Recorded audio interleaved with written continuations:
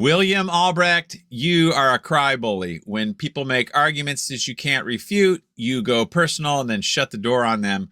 We're not doing that here at Annulment Proof. We're going to open the door and examine the arguments and get to the truth of things. So hang on to your hats. This is going to be fun. He is the one that has been blocked on Catholic Answers. He's been blocked on every Catholic radio you can think of. He's mentally disturbed. And his wife abandoned him because of the way he treated her. I can't even imagine what he did. But he's not well. The crybully is often overly sensitive to perceived slights, but doesn't hesitate to label others. The crybully wears their victimhood as a badge of honor and relies on loud, angry slogans when their viewpoint is questioned. The crybully will attempt to shame their opponents into silence.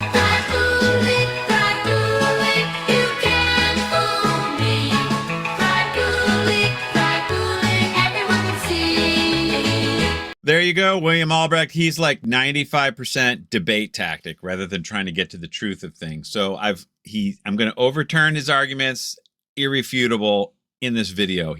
We're going to go through his little annulment and divorce video and do just that. But what I've found is when I try to get through to the guy or get any questions, it's like a hostile takeover, man, and he quickly routs me and then hits the hang up button. Can't get through. So that's why I'm saying we'll play the whole clip of what he said about me in the very end and go through that to bolster this crybully claim that I'm making. But that's kind of it. It's, no one's perfect like that. But the guy, he can't answer the arguments. Anyway, enough of that. Let's go right to his video and I'll show you exactly what I'm talking about. Okay, here we go. Go, William, go. What have you, through the church, but I'm believing in this kind of relationship. Do you think the Lord would want that? Matthew 19:9. Whoever divorces his wife except for sexual immorality and marries another commits adultery. Okay, that's true. If you separate and marry another, you commit adultery, even if with the exception clause. With the exception clause, though, you don't commit adultery because you're separating for the correct reason. So the point is that separation alone is adultery, not just the remarriage part. If you separate, that is a form of adultery when you're doing so unjustly. This is the point I wanted to make, and I'm going to nail that down more clearly later. First, we got to get through what he says, and I'm going to go to my notes so we don't go back and forth. Mark 10:11 and 12. Whoever divorces his wife and marries another commits adultery against her. The Catechism of the Catholic Church tells you, 2384, divorce is a grave offense. Hey, John, I'm making a video, man. Can you hang on, or what's going on? Call me back. You're making the new video. Nice. Yeah. All right, look, I'll call you back, okay? Later. Thanks. You're in production mode. Right on. Cheers. All right. Sorry about that. I got a few friends out there, Ha ha ha. Not many, but I got 1,000 subscribers. Is that cool or what? That took forever. I have a day job. I have 2 day jobs. And plus I'm dealing with this topic, which is like pulling teeth. Nobody wants it. So I'm just happy with that. We'll see, but I am planning to retire. I'm going to, for you guys and everything, I'm going to go live in a hole in the wall somewhere. As long as I got internet, that's the plan. Okay. Then I won't have this. I can quit everything and just do YouTube till I'm dead. We're going to see how long I can stay alive though. All right, William, sorry about that. Go. Now, we're going to talk about annulments later. Annulments are not Catholic divorce. We need to be very careful. Okay. Why annulments are not a Catholic taxidermy? Annulments are not Catholic. Why are you saying they're Catholic? Why not Catholic divorce? Everyone says it because that's what they are in effect. And we're going to prove that too later. Because people then think, well, isn't an annulment a Catholic divorce? No, it's not. But we'll talk about annulments later. And I can see already we have flowing into the chat some fantastic questions. By the way, I asked a lot of questions in this video. I'm like, hey, pick me. And he wouldn't answer any. I finally asked him, are you divorced? What I meant to say was, have you been divorced? Because I think he's got, either his sister is, or, he's got some reason he's pushing this stuff. But I think a lot of it is just ideology and politics, man. This is what he's been told, right? Okay, continuing. And we're getting them every morning now. I'm so happy that our audience in the mornings has grown to where you all are incredible. All right, got enough. Let's go to the next clip. And again, It is a total union. Remember that marriage is a covenant, not a contract. He's got to say this because the whole contract notion is blown out with NFP. So there's no justice to be had because there's no object of consent anymore. It's a total gift of self, like he said, the total covenant or whatever. In other words, the contract is now the state. So it has nothing to do with nature because NFP doesn't coordinate with nature. See how that works? P.S. As you know, I love to talk in the comment section, and I'm different than everyone else in that I do go to the wall in the comment section as much as you want, rather than kind of like click like every once in a while. No. So we can back it all up. I'm trying to do the opposite of William the Conqueror here. Here, look at the background, right? I made this cool thing just for you guys with AI. So he put my leg all the way into the ground. See that? Because he's a super tough guy and he loves to debate and he will slam. And I couldn't debate this guy because he would just out debate me. Boom, boom, boom, boom, boom. And by the time, and he's a convert. He used to be Protestant. So you can take the boy out of the Protestant church, but you can't take the Protestant church, quote unquote, out of the boy. So he still got the rapid fire Bible verses and stuff. And then you were just going to slow down and just get a little bit more analytical about this. If I would just shut up and we can keep going. All right, here. Whoops. Okay, go, William. People don't get that. People get confused. Marriage is a covenant, not a contract. There's a Okay, yeah. The Pope Leo XIII says it's a contract. It's all in the Catechism. It's a contract. It has to be a contract because nature requires a contract because it's an object. It's a natural contract, and it's an office of nature, an office and an establishment. It's the right over the body. 1 Corinthians 7:4. difference. Malachi 2:14-15 tells you the Lord. Hear this? The Lord was witness between you and the wife of your youth. She is your companion and your wife by covenant. Okay, so he's going on and on in I can't remember which Old Testament. I forgot which.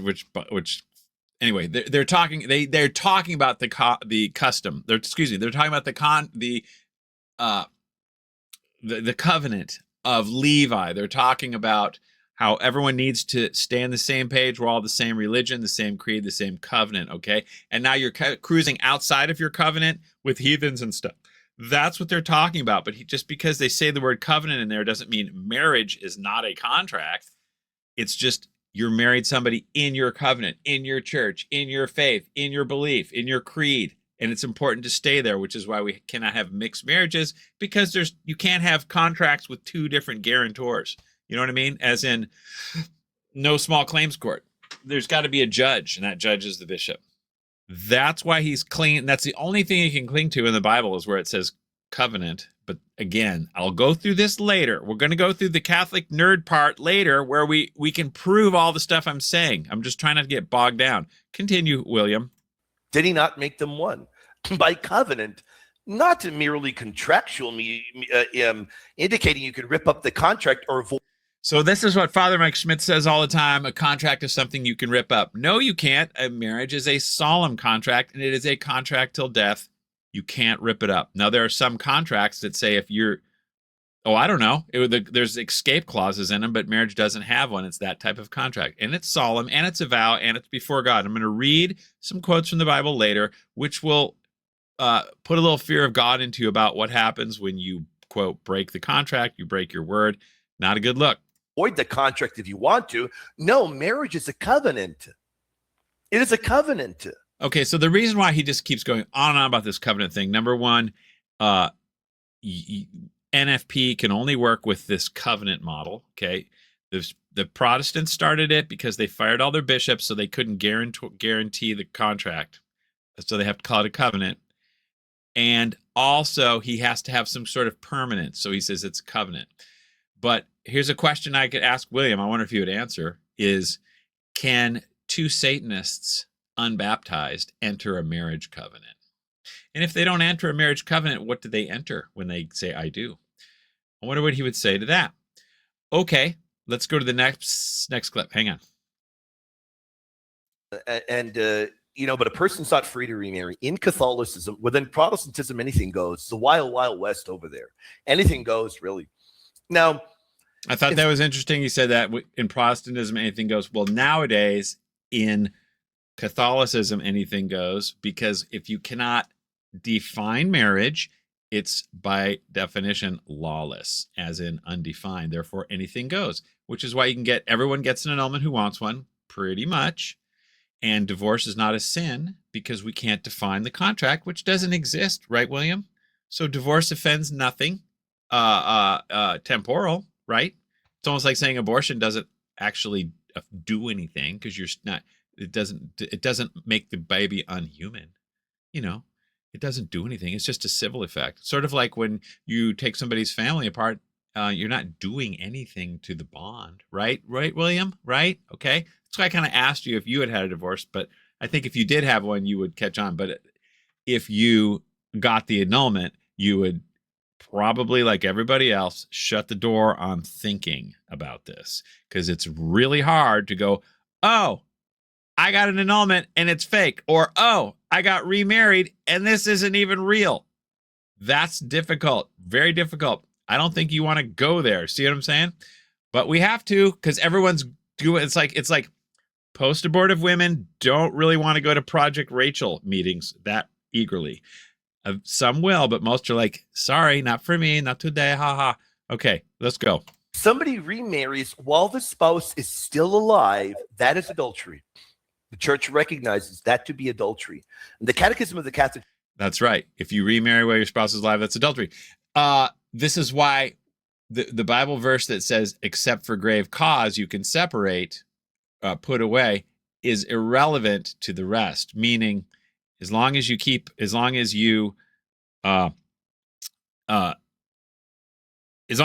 adultery, you can do it whether you put your spouse away or not. So the putting your spouse away is a separate crime, is the point. It all falls under adultery. Church tells you, Elena, 2384, divorce is a grave offense. If civil divorce remains... Stop. Did you hear what he just said? Divorce is a grave offense. Then he says if civil divorce... Okay, so he didn't read the whole thing. He stopped right there at the key point, because it says that, and I'll get to the short later. Anyway, divorce is a grave offense against natural law, aka against nature, because it claims to break the contract, which absolutely blows him out of the water, because he just said marriage is not a contract. But the Catechism, which he basically kind of worships, even though he shouldn't, because it's only a sure norm, it's not from an infallible source, it's from a Vatican II. So it's like Vatican II is not infallible. That's why we got the Catechism, weasel words, and stuff like that. Anyway, you can't get around it, because they actually had to say the quiet part out loud. They had to admit it, that it's a contract of nature in the Catechism 2384, which he never says, and I'd like to hear what he has to say about that. But continuing. The only possible way. Now, here's what we got to hear. I know we got to hear, and I'd like you to hear what I have to say in a minute, William the Conqueror. If civil divorce remains the only possible way, it does not constitute a moral offense. Okay, it may not constitute a moral offense, but it does violate nature if you got your separation / divorce without the bishop's permission, because no one can lay claim to it. We're going to go over that. We're going to get to the technical part later. P.S. Every divorce, for several reasons, for a couple reasons, is intrinsically evil. But in the USA, for one reason, because there's always another way. It's never William Albrecht, or what did I say? What did I call him in the video? The title, Crybully Albrecht. It's never the only way, because there's a legal separation. In how many states, John?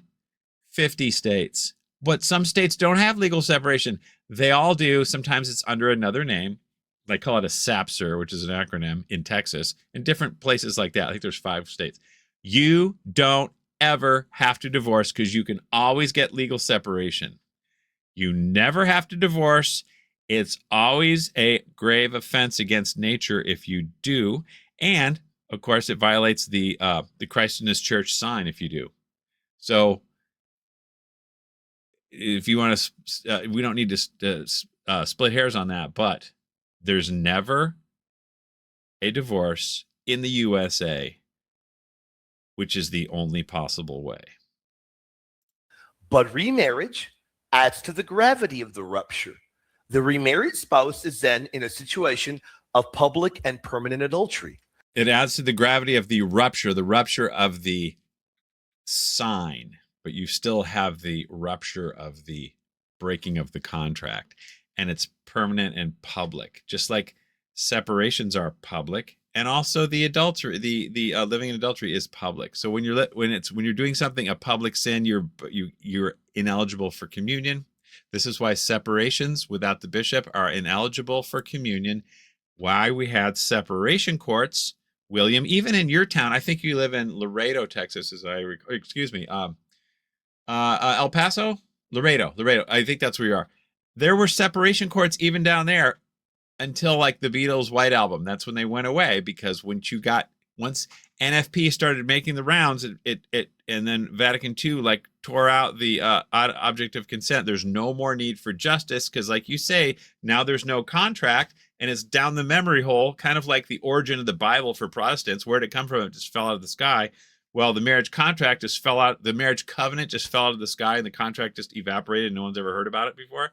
William, we need to get with history, man. All right. So yes, there's a serious issue there. If somebody remarries outside of what our Lord, outside of what Christ allows, we need to be careful about that. We need to be careful. What about abandonment? What about abandonment?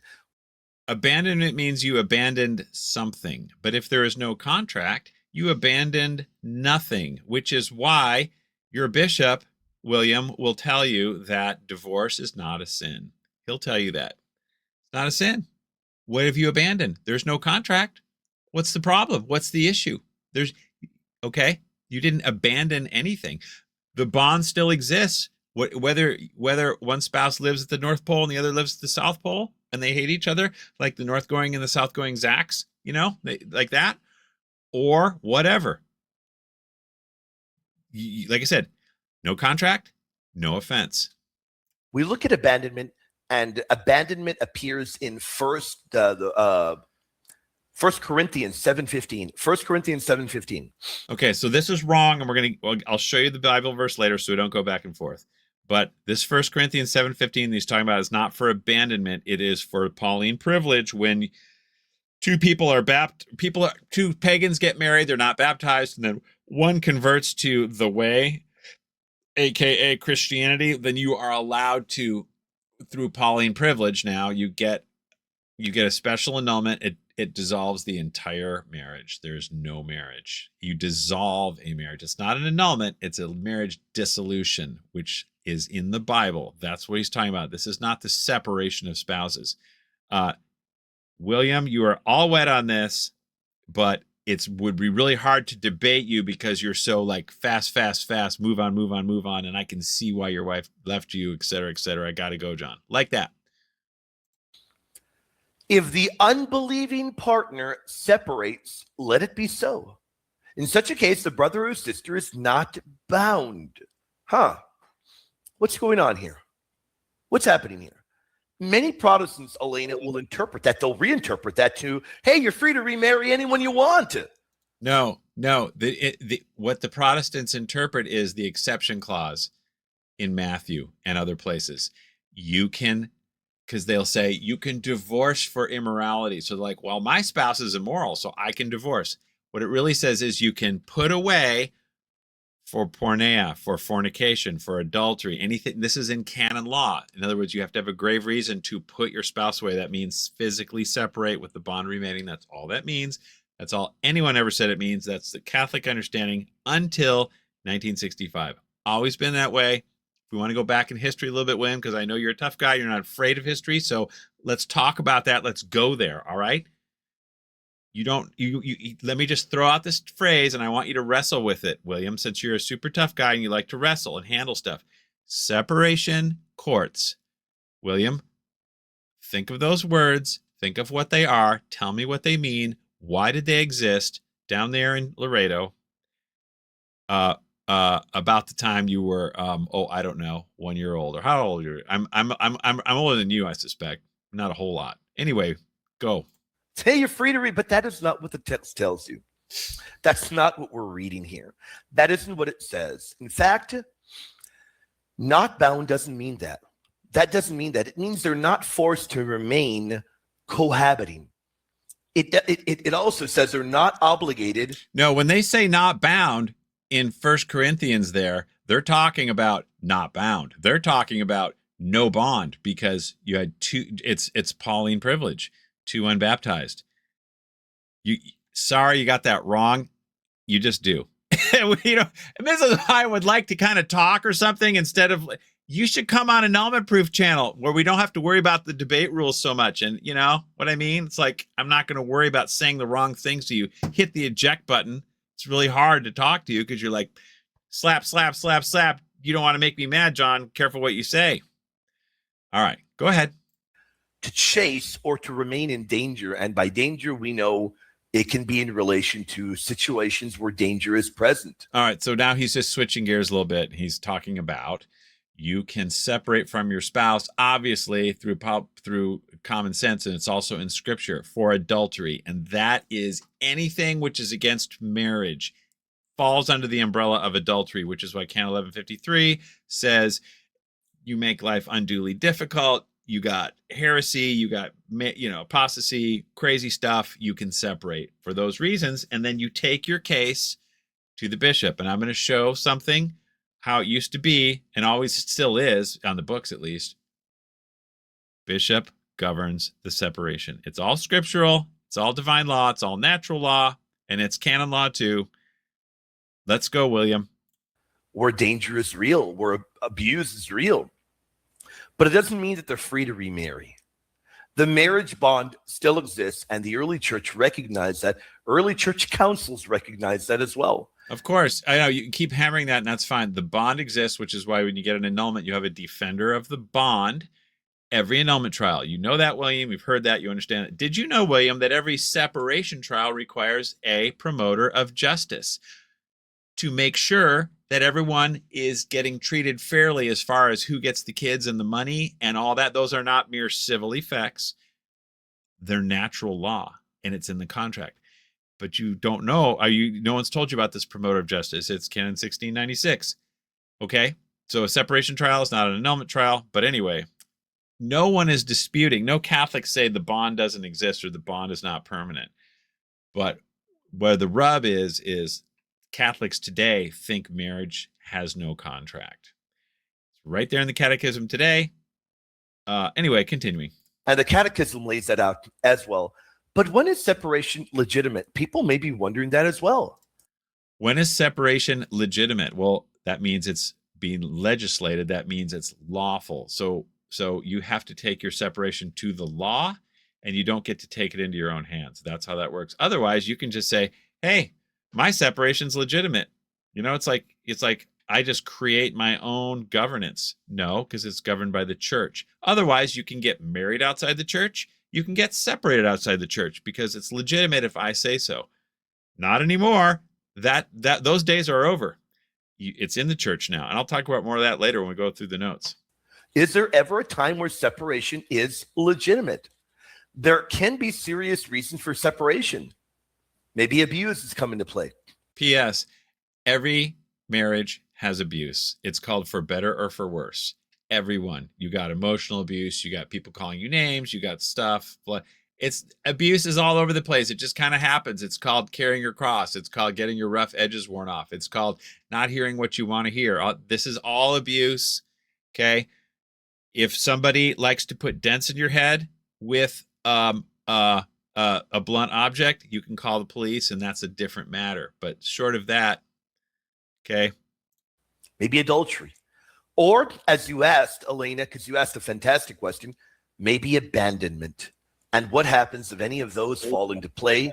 If any of those come into play, what happens? Well, to be very clear, the Catechism tells you, Catechism of the Catholic Church 2383, separation of spouses while maintaining the marriage bond. There's no way to get out of the marriage bond. The marriage bond ends at death, of course. But the separation of spouses is the contract. And you can't get out of that because what God has joined, let no man put asunder. The contract, which you don't read, William, when you go to 2384, and my priest didn't want to read it either. In fact, he stood up and said, this meeting is over. It says marriage is a natural law contract and it violates nature. to claim authority over the contract and get out on your own. Okay. So somebody who abandons is claiming authority and getting out on their own. They're an abandoner. They are no longer, they're not excommunicated anymore, but what they are is ineligible for the sacraments. So before the Beatles, you divorce, you separate without the bishop's permission, no Catholic burial, no sacraments, because you are a public sinner. You're a manifest sinner. That's canon 915 material. All that's out, and because that's out now, nothing is a sin. It's all an inside job. It's a me and God thing, like the Protestants. Can be legitimate, but pay attention. You may be separate, you may separate, but you're still married in the eyes of God. Yeah, and when you're married, you have to live together because that's the terms of the contract. Did you know that, William? You do have to live together, and the reason you do is so that you can garden together and plant flowers. That's the primary reason. Flowers, gardening, and I don't know, sharing laundry loads. That's the primary purpose of living together. You didn't know that, did you? Actually, it's making babies, and you have to have the right over the body to do that. That's the reason, because it's in the contract. 1 Corinthians 7:4, do not defraud. So, hey, maybe I'm as good of a Protestant too with my Bible verses. Can remarriage, after an unjustified divorce, as you laid out, the ideal of an unjustified divorce, is that a problem? It is. It's a direct problem, and it's sin. An unjustified divorce.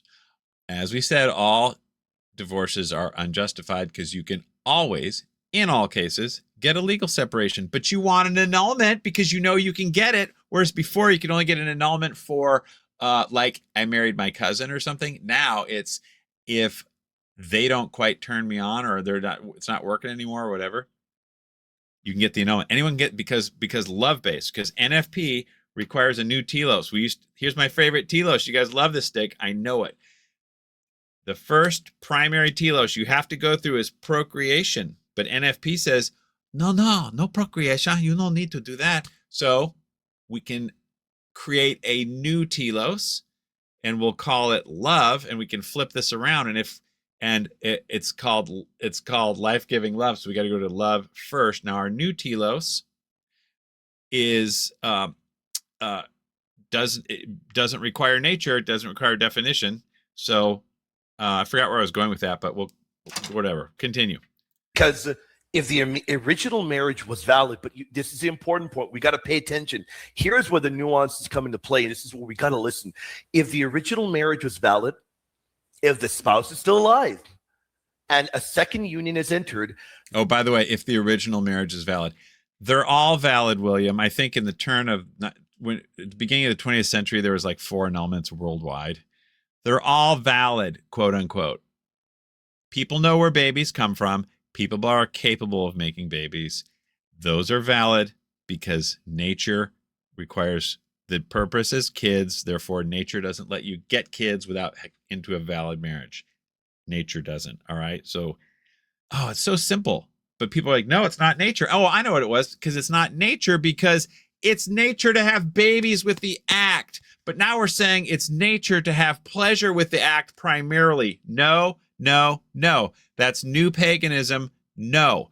But if that's nature, then our marriage isn't valid if we're not having the whatever makes us feel good and stuff. It's like we're not getting along, the unity, whatever, which is the office of simp, basically. Happy wife, happy life, unity, all that. Go. Then according to Jesus Christ, it is adultery. According to Jesus, it is adultery. Here is where we have the Protestant Catholic divide, because Protestants are going to allow remarriage for virtually anything under the sun. Adultery, abandonment, maybe you got into a fight, maybe you like somebody else, you don't want to be with that person anymore. Really, within the world. Yes, and Catholics are the same now, William, because of, say it with me, family planning. And this is why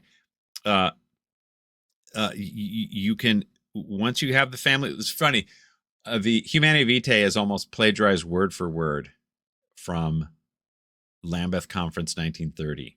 If you look at the two statements together, they're almost the same. Just a couple little words changed. The Catholics just plagiarized the Anglicans from 1930. But we want contraception for grave reasons within the marriage and all this. We want NFP for grave reasons with the marriage and all this. That's all they did.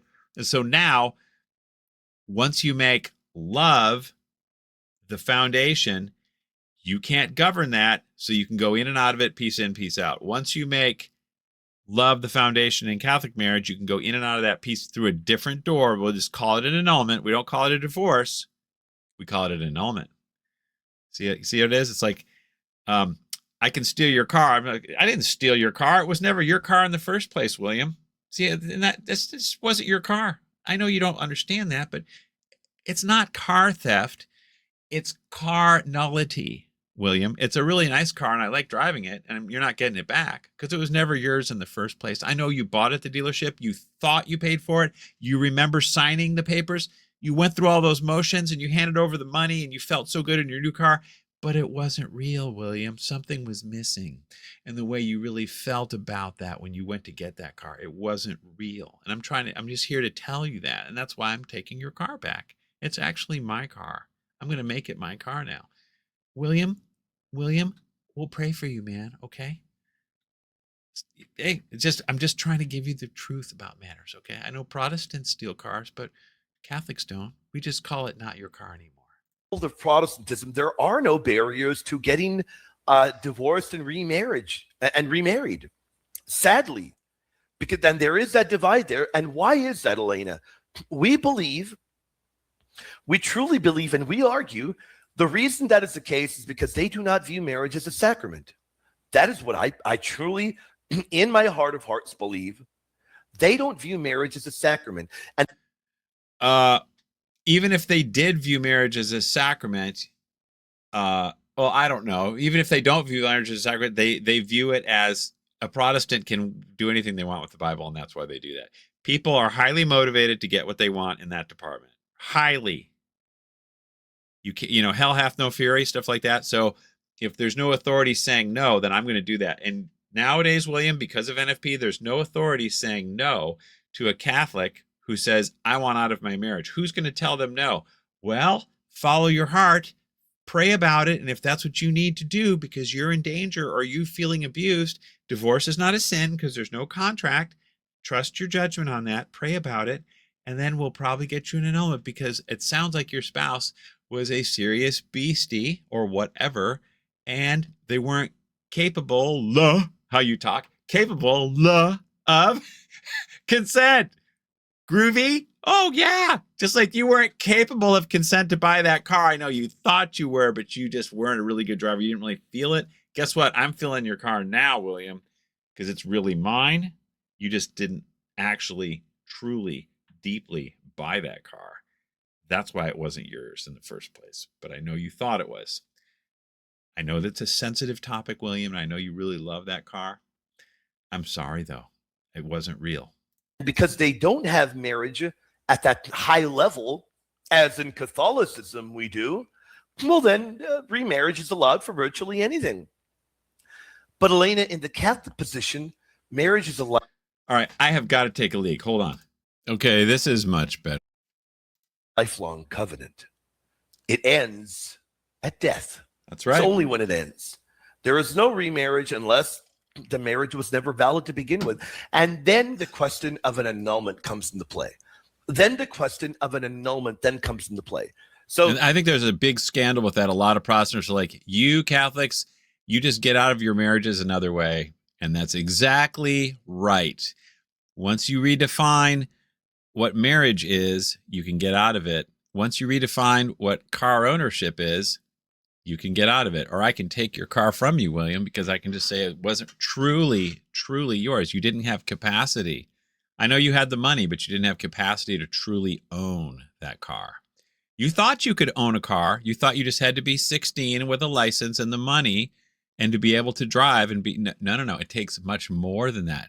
It's no longer just a contract, but it's not a cut. It's a car ownership covenant. Okay, much different. It's not a contract. to be very clear, there is a very serious issue if somebody remarries after a divorce, which clearly wasn't permitted by Christ. Abandonment will allow separation, but it doesn't mean that the marriage is now vanished and it's not it is not active anymore. And we want to remind you, unfortunately, within the world of Protestantism, those barriers aren't there. As we said, because there's no authority to say where they are. So my Bible says this. My conscience says this about my marriage and my ability, or, I don't think I had the capacity to truly enter into a covenant, dude, because I didn't quite know really what it would be about. It's all they're doing. It's internalizing authority, all that's going on. Protestants have no authority. The Bible means whatever they say. Catholics now, when it comes to marriage, they have their own authority. Doesn't matter what the church says, because I can create my own contract. I can create my own decision of whether I'm in danger or not, or whether I can permanently separate. And as long as the bond is still there, and then I go get the annulment, because like we already talked about that. Once you put love into the contract, there's no contract. That's why you're not saying it. I got another video. I'm going to play a clip from that in a minute. I don't know if it's going to be a minute, but before this video is done, we're going to have another clip from a secular guy. There's a sad reality that within the world of Protestantism, we simply just don't encounter these barriers. And really, it becomes a kind of free-for-all to where, let's say you had a great disagreement with your spouse. Or let's say you got into the point where I just simply don't want to be married anymore. I just don't want to be married anymore. And I want to move on to somebody else. Sadly, even in what I call the wacky world of Protestantism, the wacky world, it shouldn't be that way. I got to be very careful, very honest with you all. It should not be that way at all. But in the world of Protestantism, it is allowed, and it should not be.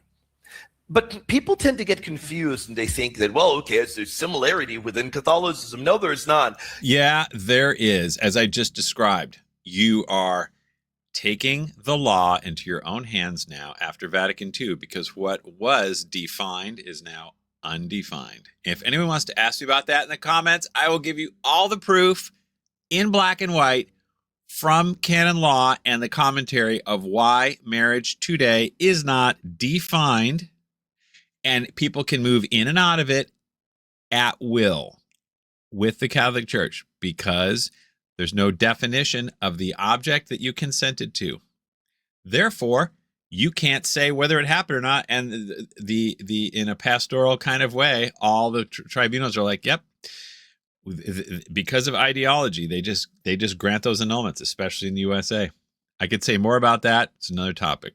In Catholicism, we uphold what Jesus taught.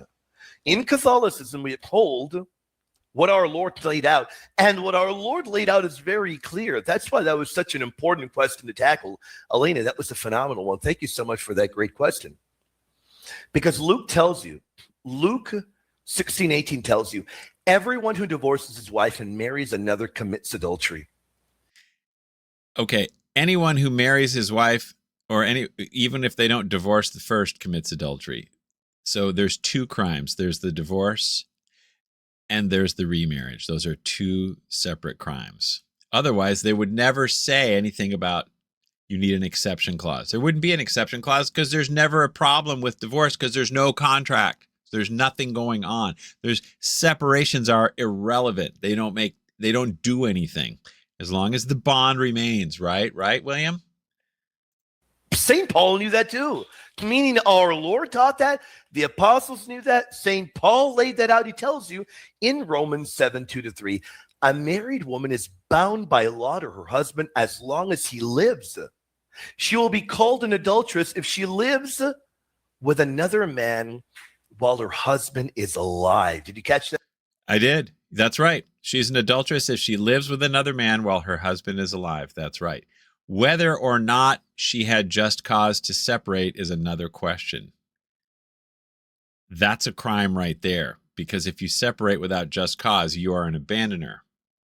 and who gets to judge that just cause? Because let me ask you, Crybully Albrecht, what if you and your lovely wife split up, or she decided that you were abusive? Would she be right? If your wife came to me and told me all the stuff about you and I heard her side of the story, would she be right? What is the public to say? Is she an abandoner? Can she receive communion if she abandons? Is it public sin or private sin? And if it's private sin, then how can we say anything is public sin, manifest sin? No, it's manifest because you made the public vows. It's a public contract, which is why I can ask you. It's not a private matter to ask you if you're divorced, which we'll get to in a minute because I'll play the whole thing of where he was talking about me and stuff. Did you catch that?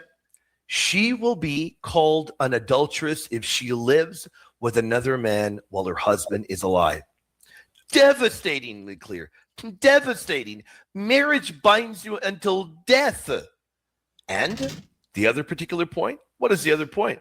The other point is, if the divorced are remarried civilly, well, then they find themselves in a situation that is contrary to God's law. Yeah, it's public sin, manifest sin.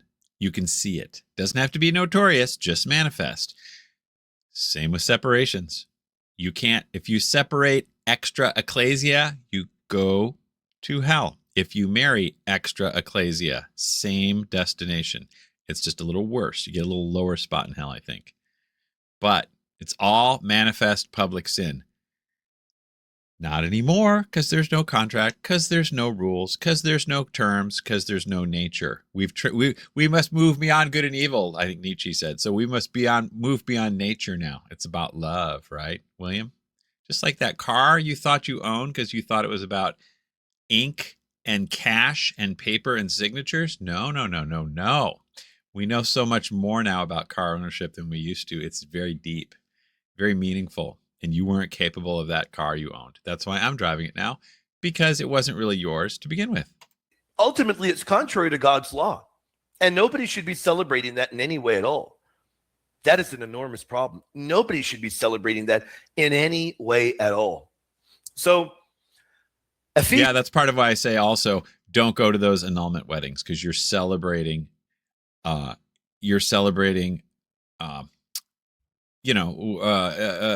extortion. Somebody, if your wife took all your stuff because of divorce, now she's getting remarried because she got an annulment. You're celebrating the sin of extortion. She has not made public restitution for that, among other things. Ephesians 5 as well. What an enormous example we have. Isn't Ephesians 5 incredible? Isn't Ephesians 5? Look at Ephesians 5, 31 to 32. The two shall become one flesh. Look at what we read. Our near and dear brother, Dr. Boyce. All right, fine. Groovy. Yeah, one flesh. By the way, one flesh is ontological. It's nature. You're one flesh. But that doesn't mean you have to be one heart of happy wife, happy life. Everyone's groovy all the time. That's not what that means. It's just the contract. And this is probably a good place to go into that secular video I was talking about. Hold the phone. This is just a secular guy who's pointed out the obvious, the red pill about marriage. That it's a bad contract because the guarantor is the state for your marriage rights, and they don't respect any rights, so they just take everything. Listen to this. I've just realized that love and a legal contract, they aren't the same thing at all. They shouldn't even be part of the same conversation. All right. Hold on a second. I think we got another tire call coming in. What's going on here? Hey, John, do you have 255, 35, 19? Yes, plenty of those. Why don't you come on over? No problem. Okay, thank you. Sure, thanks. Okay, sorry. So anyway, his point is that you got to keep the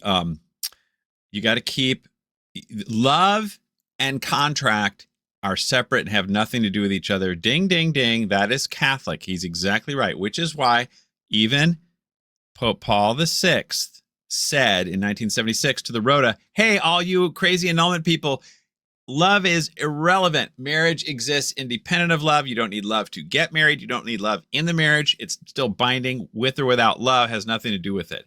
He's exactly right, because the contract is nature. Nature is not good. It's grace perfects nature. Charity perfects nature, but charity is not nature. Love is not nature. Marriage is nature. The contract is nature. The right over the body. Your body exists whether there's love or not. It just, so the same with the right, 1 Corinthians. So this is what this guy said. So it's about, like he said, it's, let's listen one more time because it's super, super short. Cool. Part of the same conversation. One is about how we treat each other. The other is a set of laws that a court enforces if things go wrong. Exactly, has like separation courts. So the way we treat each other, charity, Ephesians 5 and all that, you have to have submission, you have to have charity. Yes, yes, God is paying attention to all that, but that's not the law. The law is the contract, the terms. It has to be enforced by a court. When you have no bishops, like the Protestants, they fired all their bishops. So the first guy, you've heard this to me, I've said this before, the first guy in history to ever call marriage a covenant was Calvin, thank you, in Switzerland. He's like, hey, there's no bishops, so we need to call it a covenant because we can't enforce the contract because there's no court, because there's no law. Groovy, And then the Catholics quickly caught on. No, they didn't quickly catch on. After we started legalizing family planning, we had to say love is essence. Love is nature, so love is the contract, and we can't have a contract of love because you cannot enforce that. So separation courts, justice, it's all out the window. The only court that makes sense for new marriage after Vatican II, William, is a no-fault court, because you cannot blame anybody for saying, I'm not feeling the love, you're not giving me the love, I have a right to the love, I have a right to be happy. It's right there in Genesis. It's not good for man to be alone, but it's good for me to be alone from you, because you don't have the love that I signed up for, that I have a right to. Now you're mixing love and rights. Ain't going to work. And that's exactly what this dude is saying. He's like, why am I getting, and that's what all the red pill people are saying too. So William, you're part of the problem, man. I'm trying to get the memo to you. I know this is going to be like serious heavy lifting for you to even consider it, but all right, let's get back to William. Hold on. I want to care for them. Would the church ever permit separation or divorce in that situation? Here is a great question. Now, this is a serious one, because marriage does include the duty to care. It does. In fact, Ephesians 5:28 shows you right there. Husbands should love their wives as their own bodies, for no one ever hates his own flesh, but nourishes it and cherishes it. And 1 Timothy 5:8 tells you, if anyone does not provide for his relatives, he has denied the faith and is worse than an unbeliever. So if one is... Yeah, that's a good line. Also, that's part of what's used, I think, by Aquinas, that, you know, you got to take care of your family first, not the, I don't know, a bunch of people coming south of the border. They're not your first priority. Near death, the obligation is still there. Now, abandonment would be grave matter. That would be a mortal sin. Why? William, why is abandonment mortal sin? Grave matter. How come? The bond still exists. What's the grave sin? What's the problem? The bond exists. You just walk out the door. Is there any law that says you have to live with your spouse? That's in the contract, but marriage is not a contract. It's a covenant. Does the covenant say you have to live with your spouse? Where does it say that, William? Where? Marital debt? There's no marital debt, because debt is not love. You cannot force the conjugal act. You don't have a right to that. You have a right to love. You have a right to the gift.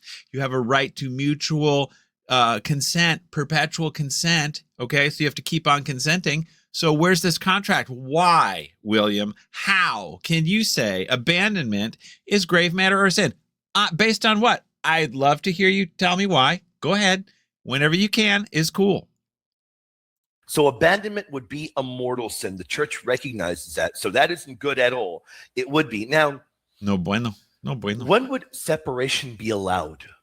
Well, remember, separation would not end the marriage. Now, according to Catholic teaching, not only the catechism, but canon law Sorry, go ahead. There are times when legitimate separation is permitted. Okay. The canon law, it didn't just get made up out of the blue. The canon law is rooted, based, derived from divine law, aka the Bible, scripture. Right. This is why something you might not have known, William. No bishop has authority to dispense with separation procedure. Canon law 87. The reason they cannot do that is the same reason they cannot dispense with gravity or the sky being blue. It's out of their, they're not allowed to touch that. It's divine law that, because Matthew 19:9, you can separate for grave cause, adultery, and then the church has now taken all this in-house. So no one is allowed to lay claim to the contract because you violate nature when you do that. Go ahead. Meaning if there's abuse or even very serious neglect, what if one person is causing such great peril and danger to the other one? Well, then abandonment would be allowed. You need to watch your terms a little bit. Abandonment is always a ticket to hell. All abandonment is grave sin. It's all public sin. It's all manifest sin. If you separate legitimately, you get a decree of separation. Go check out Canon 1153. You must get a decree of separation to separate. If you're in danger, get out of danger, then go get your decree. You have 6 months to do that. This is because everyone has to have due process. You have no right over your contract that you entered. It's now, it doesn't belong to you anymore. It's kind of like I use that analogy. You get in an airplane, you're going to Chicago. You don't get to like get out midstream and say, hey, I'm out of here. No, you bought the ticket, you sit in your seat, you're in that metal tube, you're not getting out. Same with marriage. It's independent of what you think because it has a structure. The airplane isn't up for your interpretation of what you think it is or where you think it's going or how you feel about it. It's objective. But to need to be clear, abandonment and a marriage bond still remain. Remember, it's a covenant. It's not a contract you can just rip up. Okay, so you are ripping up your contract. You're ripping up your covenant, man, whatever you want to call it. You're ripping up your agreement to live together if you say on your own authority, I'm no longer going to be here. The churches are, as people were starting to say, I don't think my marriage is valid, so I can be out of here, right? And I think it's 1936 or somewhere in there. I have it written down. It's in the ACTA. They said no. Private separation is never justified on suspicion of invalidity. That's the facts there, Albrecht. You probably haven't heard that one before, but you can't get around that either. There's no way. Just can't change that because it's nature, it's logic, it's law. So no, they wouldn't be free to remarry. No matter what, there would not be the ability to remarry. So while this does happen, it has happened. All right, hold on. Let's go. That's a great question. So separation doesn't mean one can get divorced. So a husband and a wife, maybe they have to live apart for a serious reason like abuse, danger, neglect.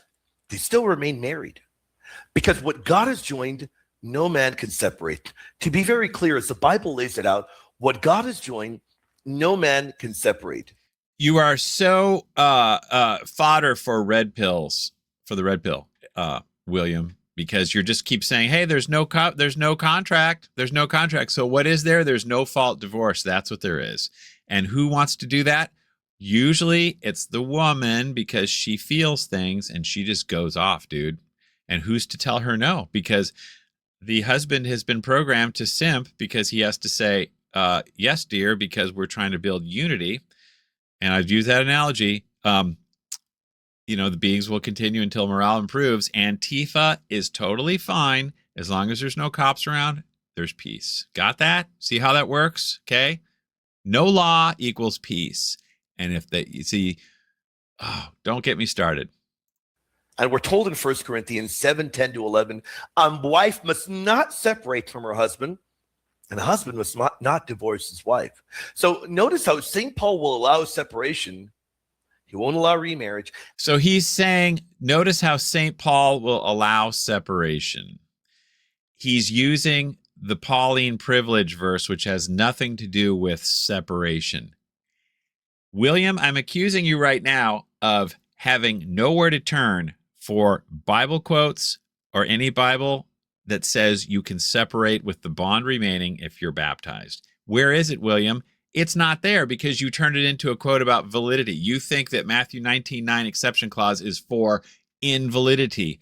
So if you want to go with scripture and you're a new modernist Catholic who's all into these annulments, you have to say there is no exception clause for separation. So there is no scriptural basis after Vatican II in practice for separation with the bond remaining. You can't do it. Canon law says you can because it's in the Bible, okay? But we're, like I said, William, what's going on now is we've divorced everything pre-1965 does not exist.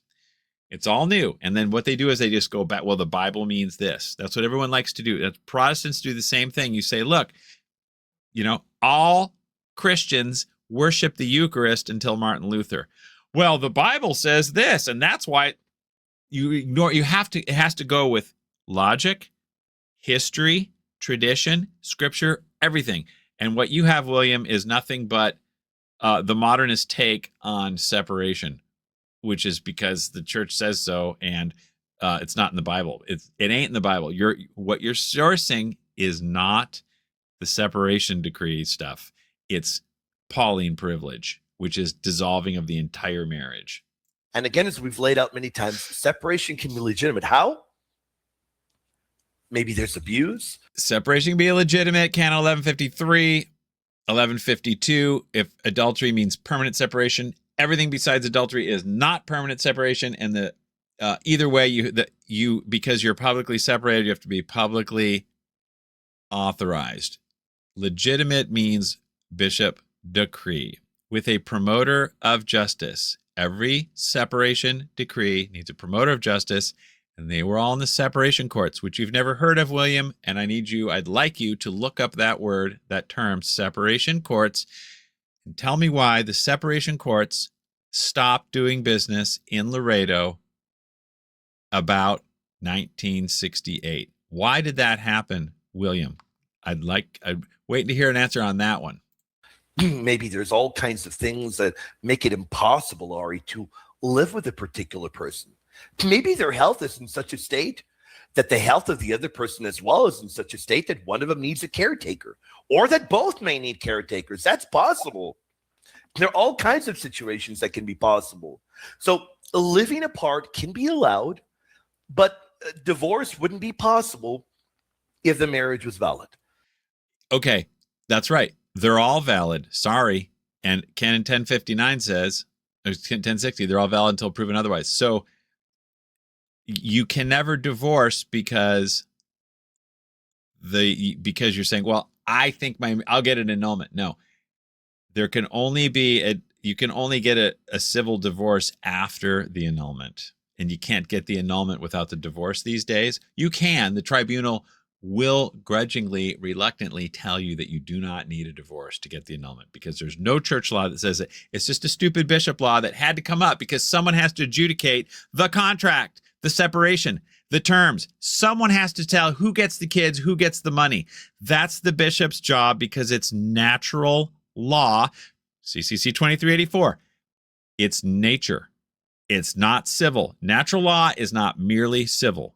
I'm going to get into that later also. That's another point that William absolutely cannot refute. We'll get there. I'm teasing you guys. Now, what about civil divorce? It may be tolerated, but it wouldn't dissolve the marriage before God. We already discussed that. Civil divorce can never be tolerated in the USA in 2026. Why? Because it's never the only possible way. Ironclad, guaranteed, never. You can always protect everything you want with legal separation. It's the exact same thing, without this. You just have a different status. You're married, just like you say, Catholics can live apart. The bond is still there. Catholics can live apart. The civil bond is still there. It's just not, it's legally all set up separate. No one can divorce in this country and not commit grave sin. No one. Because remember, that marriage is a covenant This isn't just a contract you can go and say, I'm done with this, man. I'm done. I don't want to Give pay it up. anymore. Like maybe like a rent to own. Maybe I got this microphone from a rent to own center. We're gonna go over all the I contract stuff later in this video, you guys. I move it around. It creaks I got around, the receipts. Don't worry. I'm not drawing that analogy to marriage. I'm not. Forgive me. Maybe it's a bad analogy. But the point being, it's a covenant. You can't just tear up the contract and Can you tear up the covenant? What are the terms of the covenant? What are they? That's a good question. The terms of the contract are right over the body for X, the perpetual and exclusive right over the body for X, which for acts suitable, which are of themselves suitable for the generation of children. That's the term of the contract. That is the object. What is the term or object of the covenant? What is it? Hello. What is it? What is it? What do you consent? It's this gift of self, which is charity. It's not nature. So we have these two things. We have this like fake marriage thing floating out there called a covenant of love. And then we also have the nature down below. Oh, they've done it. It's like the devil himself wrote these new terms, man. It's so slippery, so sneaky, but people are so hot for their NFP and their annulment and their feminism that but enough people are like, we're blowing the whistle on this, and I'm blowing the whistle on you because I know you're a big tough guy. Just look at the picture. Look how big and tough William Albrecht is. Do you think he's going to worry about somebody like me pointing this out? Of course not. He is so big and strong, and he eats meat, and he lives in Texas, and he lifts weights all the time. Why would he be afraid of me coming on his show or coming on here and talking about it? He should have no fear. Look at this guy, scared of nothing. Look, he put my leg through the floor. Come on, William, you can do this, man. You can. And get out of the marriage the way you can perhaps return something that you've rented. So no, that wouldn't be allowed. Remarriage wouldn't be allowed if the marriage is valid. All right, got it. Next clip. Okay, so here we go. Someone's asking like a normal question here. Enemy's asking, is the act of divorce itself a sin? This does come up very often. Is the very act itself a sin? And the answer is, it's not always a sin. Wrong answer, wrong answer, wrong answer. Catholic Church teaches it's always a sin for two reasons. The ones I already said, and today there's always another way. However, the main reason, the natural law reason, the Catholic reason is because marriage is a natural contract, and no reason, however grave, can say that we violate nature and make it okay. When you separate on your own authority, you're violating nature because that's the contract. And it's right there in 2384. I'm going to get to the receipts later. I'm going to show you that. But that's the reason why it's always a violation of nature, and no reason, however grave, which is in Cathooci Inc 54, says that you can do that. Stay tuned. I'll show it to you in writing later, and I'm also going to put the show notes in this video so you can see them all. And William can see them all. He might not want to look at them, though, because they might cramp his style. We need to be careful. Not always a sin. It is a grave rupture of what God always intended to be. Okay, so he says it's always a grave rupture. Yeah, I got to go back to I'm going to show you in the catechism. We don't want to go flipping back and forth. It's a rupture of the covenant of salvation, of the sign, Christ and his church. You are rupturing that when you divorce, because the state is a mirror of the church. The church and the church recognizes the state exists. Okay, so you're giving scandal. When the church says there's no marriage here, that's scandal, so you can't do that. So it's a grave rupture in the public. But just like divorce hurts the status of a person, it kind of hurts them physically too, okay? So when you break up a family, you also hurt the physical part. It's not merely the sign, right? Right. Now, Elena knows this because Elena asked the incredible question earlier. She asked the real one. What if people are just separating for any kind of reason and it isn't even legitimate? Well, then wait a minute. What if people are separating for any kind of reason? Who are you to judge? What if people are using NFP for any kind of reason? Who are you to judge? Maybe they have. Why do they need her? If it's natural, if divorce doesn't violate nature, what's the problem? Who gets to say? who gets to say if it doesn't violate nature, then what does it violate? Justice? There's no contract. If NFP doesn't violate nature, what does it violate? Justice? There's no duty to reproduce. Increase and multiply is no longer a binding precept. William, you're a smart guy. You maybe have heard that before. It's Aquinas and elsewhere. It's in the Dewey Reams. It's not binding anymore. Protestants say it is because they say celibacy is not better, but it's in the Bible. It's no longer a precept that you got to increase and multiply. It is nature. It's a state of nature. When you do the conjugal act, you got to be open to nature. You have to be pursuing nature. You don't get to pursue a new nature of love, man. Determine whether or not it's a sin. Because whether it is sinful depends on why and how it was pursued. Maybe you got into a fight. Just got into an argument. I'm done with you. Or maybe you can't handle yourself. Just like what if you want to we don't do the marital debt. We do marital unity. And what if you got in a fight where there's an argument? I can't deal with this marital rape stuff. I don't think God wants me to be raped, so I'm not doing the marital debt. The marital debt is we don't do that anymore. We know so much more about psychology, just like we know about psychology of car ownership, William. You know what? You weren't capable, buddy. Going out with all kinds of women and you can't control yourself. Or maybe it's the flip side, and maybe it's the case with the female. Would that be sinful then if they pursue a divorce because they can't control their lustful desires? Yes, it would be. What would the sin of what? What? The sin of uncontrol? Is there a contract to violate? I guess not. So where's the no harm, no foul, no fault? No fault. If you ask your priest, William, is the church opposed to no fault divorce? What would they put in its place? They'd have to say, no, we are in favor of no fault because we can't judge fault because there's no contract. There's no guilt or innocence because there's no judge. It's all if you say legitimate, it's in your head. Right? I'm in control because it doesn't violate nature to lay claim over that contract because you're saying 2384, you don't even mention that part. So take matter into your own hands. No problem, no sin. It's between me and God, William. If your wife bails on you and takes the kids and takes the money, it's between her and God. You have no right to any of that because she says it's legitimate because I'm taking that because, William, you know you're a little bit of a tough guy. You know you're a little bit insensitive. You know you lay down the law sometimes. You know you're not quite the yes man. You know you got issues, buddy. We all do. And your wife says that's abuse. And so who are we to judge? Her. It's legitimate. Sorry you see your kids every other weekend and on Thursdays through Skype, William. Sorry about that. And they're all turning gay now or whatever. Sorry, dude. Better luck next time. Maybe just get yourself a new wife that's more understanding. It's okay.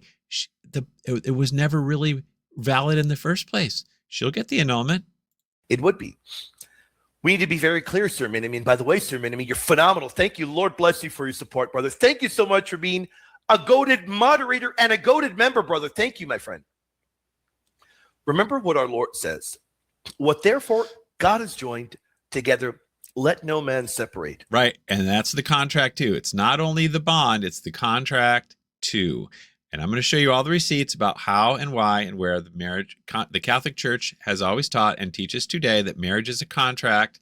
William, I'm going to show it to you. Mark 10:9. And what our Lord says in the Gospel of St. Matthew, chapter 19, verse 8, from the beginning it was not so. So marriage isn't just merely, again, it isn't merely a contract. Dude, he hits this so hard over and over and over. He's got to keep saying this. And it's like, this is also kind of a manipulation thing or whatever. You say it over and over and over and over, rather than not really backing it up, but he's just asserting it over and over and over. And everyone's like, wow, if I say marriage is a contract, how am I going to refute this? Because Father Mike Schmidt says it. Everybody says it. Christopher West says it. Everyone says it. Oh, no. 3 to get married. It's not a contract. It's a covenant. I'm going to make a video someday and I'm going to call it 3 to gay married. It's a covenant established by God. That means it is permanent by nature. It's permanent by nature. And it truly does reflect Christ's union with the church. Correct. Totally. No one's disagreeing with that. That's why the Christ and his church don't change. And I guess Protestants can deal with that because they're like, hey, we got a bunch of different churches, you know, they wiggle around on that. Yes, Christ and his church are united. They can't, nothing changes that. However, if there was, like I said, if there was never a marriage to begin with, so this is you just get out the back door. You come in the front door, you leave the back door, and you call it, it's Catholic divorce, but you call it an annulment. And you do that by changing the definition of house. You go in that, the house is more than a mortgage, it's more than a property description, and it's more than nails and wood. It's a total gift. You know what, man? That's why I say your car wasn't really yours, William. Sorry about that nice car you bought. You didn't actually have the capacity for a total gift of car ownership. You had the money. You thought you had what it took, but it didn't take. That's why I have taken your car, because it wasn't really ever yours in the first place. According to Ephesians 5:31-32, it will reflect Christ's union with the church. So what would divorce do? It would contradict God's design. It is not part of God's design. It would contradict God's design. Yeah, it contradicts nature. It violates nature. It's grave offense against nature. It's right there in 2384. Go ahead and read that part, but you just don't do it. And our Lord is very clear about that.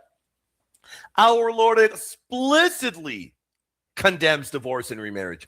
Whoever divorces his wife and marries another commits adultery. What if you marry another without divorcing your wife? Do you commit adultery? Yes. So this is why he says if you divorce, you commit adultery, and if you remarry, you commit adultery. Both ways you commit adultery. It's not just you got to do both. Obviously, otherwise, like you pointed out other parts in the Bible, if you just live with someone who's not your spouse, you're committing adultery. Whether or not you had a reason to separate or not, a good reason to separate, a bad reason to separate, no reason to separate, that's irrelevant if you live with somebody else who's not your spouse. So there's good separations and bad separations, and they must be done for grave cause, the correct cause, the biblical cause, and they are governed now in-house by the bishop, or you have violated the contract. But since you've said there's no contract 57 times, you cannot use scripture to back up separation of spouses. That's one of my challenges to you, William. Show me in scripture where separation of spouses with the bond remaining permanently exists. You can't do it because you say there is no contract. For people that are wondering, well, you know, that's not so clear. Me thinks that's pretty clear. Yeah, me thinks that's pretty clear. It doesn't get any clearer than that. I'll tell you that. So the key is this. The key is divorce is the rupture of the covenant, and divorce and remarriage is adultery. The key is divorce is a rupture of the covenant. No, the key is divorce is a violation of nature. And there no reason, however grave, can excuse a violation of nature. That's the point that you do not get. And the reason you don't is because, as I said, NFP created more than nature marriage, above nature marriage, not dependent on nature, not locked by nature. It's locked by love. And the homos and the trans people are all over it. And the divorced people are all over it. No problem. And the annulment people are all over it. Therefore, you try to put the toothpaste back in the tube, and we have to admit all these annulments are wrong, all the divorce is sin, and all the people receiving sacraments for that stuff can't. You think there'd be just a little disruption? You think it'd be a little problem? You think some heads would roll? You think some churches would get burned? You think your car would get flipped over, tires popped? Oh, can't go there. Can't do that. Woo! So it's like creating a giant welfare program where everyone gets free drugs, and then you're going to take it away. And the whole country is on it. The whole church is on it. Hang on a second. Okay, next. We love you all dearly. Thank you so much for your support. When is divorce not sinful? Here's where precision matters. When it is tolerated, when it is not sinful, is when you've got to separate because of abuse or violence. Maybe when you've got to separate, yeah. But like I said, you don't have authority to pull that trigger. Only the bishop does, and I'm going to get in the canon law later. No. Ecclesiastical judge only. That reminds me, I got to put something in my notes. Just a minute. Okay, so yeah, you're going to have to stick around for the notes, you guys. The note reading, the boring part. Put it this way, maybe the life of the spouse and the children involved are at risk. Then it wouldn't be sinful. What about if there was abandonment? It wouldn't be sinful. The children are in danger, their lives are in danger. It wouldn't be sinful. Yes, the marriage contract, and like you correctly pointed out, that people have a right.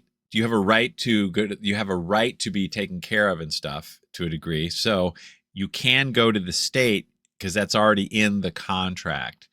But you have to always be pursuing legitimizing your separation because the state has no jurisdiction over that contract. The bishop only does. The bishop can assign the state to enforce it. He can use the state as his muscle, but he's the guy who it has authority over adjudicating the thing. But to be very clear, we're talking about civil divorce. Civil divorce. There is no remarriage. There is no remarriage. When can it be pretty dastardly and sinful?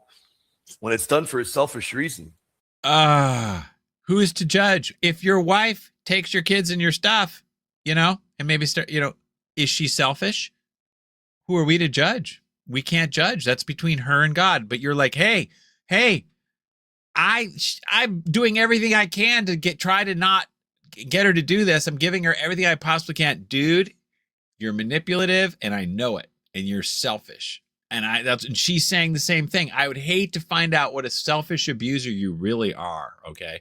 That's because obviously she wouldn't take your kids and all your stuff if you were just a super great guy. So obviously you're not. I'd hate to find out what really is going on over there at the Albrechts.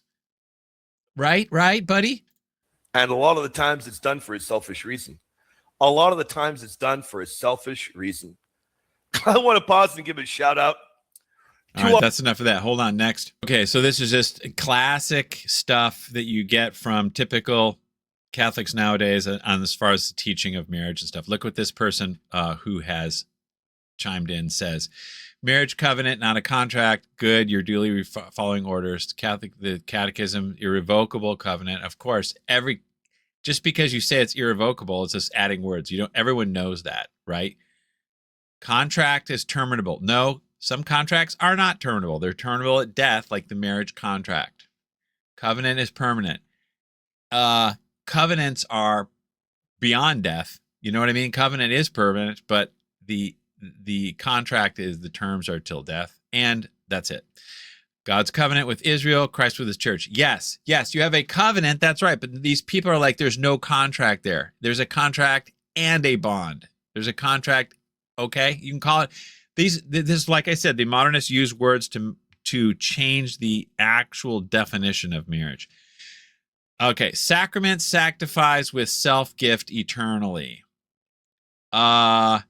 Yes and no. You are saying the object of consent is self-gift, which has no legal definition. So this is where the right to be happy was born at Vatican II, self-gift, because you're like, I have a right per the covenant or whatever. By the way, William, I think it is Gaudium et Spes 48 calls marriage a love compact. A compact is a contract.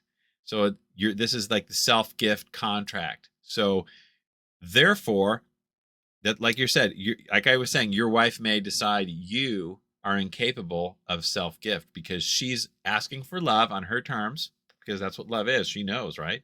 And because she's the heart of the home and she knows, and you're not giving it, you're incapable. Okay. And she, you're saying, look, I'm the man, I'm leading. No, you're a narcissist and you're controlling and you're not unitive, William. Sorry about the news. And the tribunal agrees with me. And my priest said, you are abusive and I am taking the kids and I am going to see you in divorce court. Thank you very much. That's the problem with all this self-gift rot stuff. Yeah. All Christians have self-gift. All Christians in all states of life are supposed to have charity. But the marriage contract is independent of that. All right. We'll get to the very end of this in a minute. All right, you guys, I decided we better get through our notes and all the receipts to back up the things I'm accusing or accusing. Whatever. I'm trying to explain myself clearly and with facts. So we got to go through some notes, and then I'm going to get to like the quote grand finale of this video, which is the 2-minute Albrecht session about how annulment proof is bad news, scary, terrible, and no good, and you got to stay away from him. So let's do this, okay? And I'll try to be as efficient as possible. And you can read all this in the show notes. I was just looking today at a little Jordan Peterson, and he reminded me of William Albrecht because he was talking about toxic femininity and how modern women weaponized it. And I said, okay, and I'm reading it. I'm like, this sounds like somebody I know. Okay. Jordan Peterson warns, feminine aggression is about reputation destruction. That's it. When you listen to what he says about me, he doesn't really address any arguments, of course. He just like, that guy is no good, and I'm going to tell you some bad stuff about him, and he's just no good, and no. Yeah, she'll twist your words, smear your name, and paint you as toxic, which you will hear at the end of this video. And the crowd believes her, or in this case, William Albrecht, because men's reputations die by insinuation, not proof. So everything he is saying about me, he won't be able to, that's unfalsifiable at this point. You know, you can just say a bunch of stuff, and I'm just some nitwit here with only 1,000 followers that everybody hates. And then William Albrecht is like Mr. Mainstream Catholic prancers and that. So people are going to just believe him, right? Right. Believe all Catholic Inc. Now, so there's that. I think there's one other little point in here that I liked. Where is it? Oh, as one man wrote, boys fight over things, girls fight over people. So, and again, it's just, I thought, yeah, sounds about right. Maybe he's not as tough as we thought or whatever, but I'm definitely going to introduce some arguments if I have already for him, some questions. Let's keep going on our notes. I was asking AI, you could spend all night reading AI or going back and forth with it. But I said, if I lived in like Paris, France, 997 AD, and I wanted a separation, or divorce, what would I do as a Catholic? So they said, that's a separation mensa et thoro, which means separation from bed and board. That is what divorce is for Catholics. It's a separation from bed and board, not the bond. Rested exclusively with ecclesiastical courts, specifically that of the local bishop. Let me make this a little bit smaller. Hang on. The local bishop of Paris. Anyway, so yeah, the bishop's the guy in charge. You go to the bishop, and it's still the same today. Yeah, during this period, marriage was considered a spiritual matter. It still is, as in the contract is spiritual because it's natural law. Yep.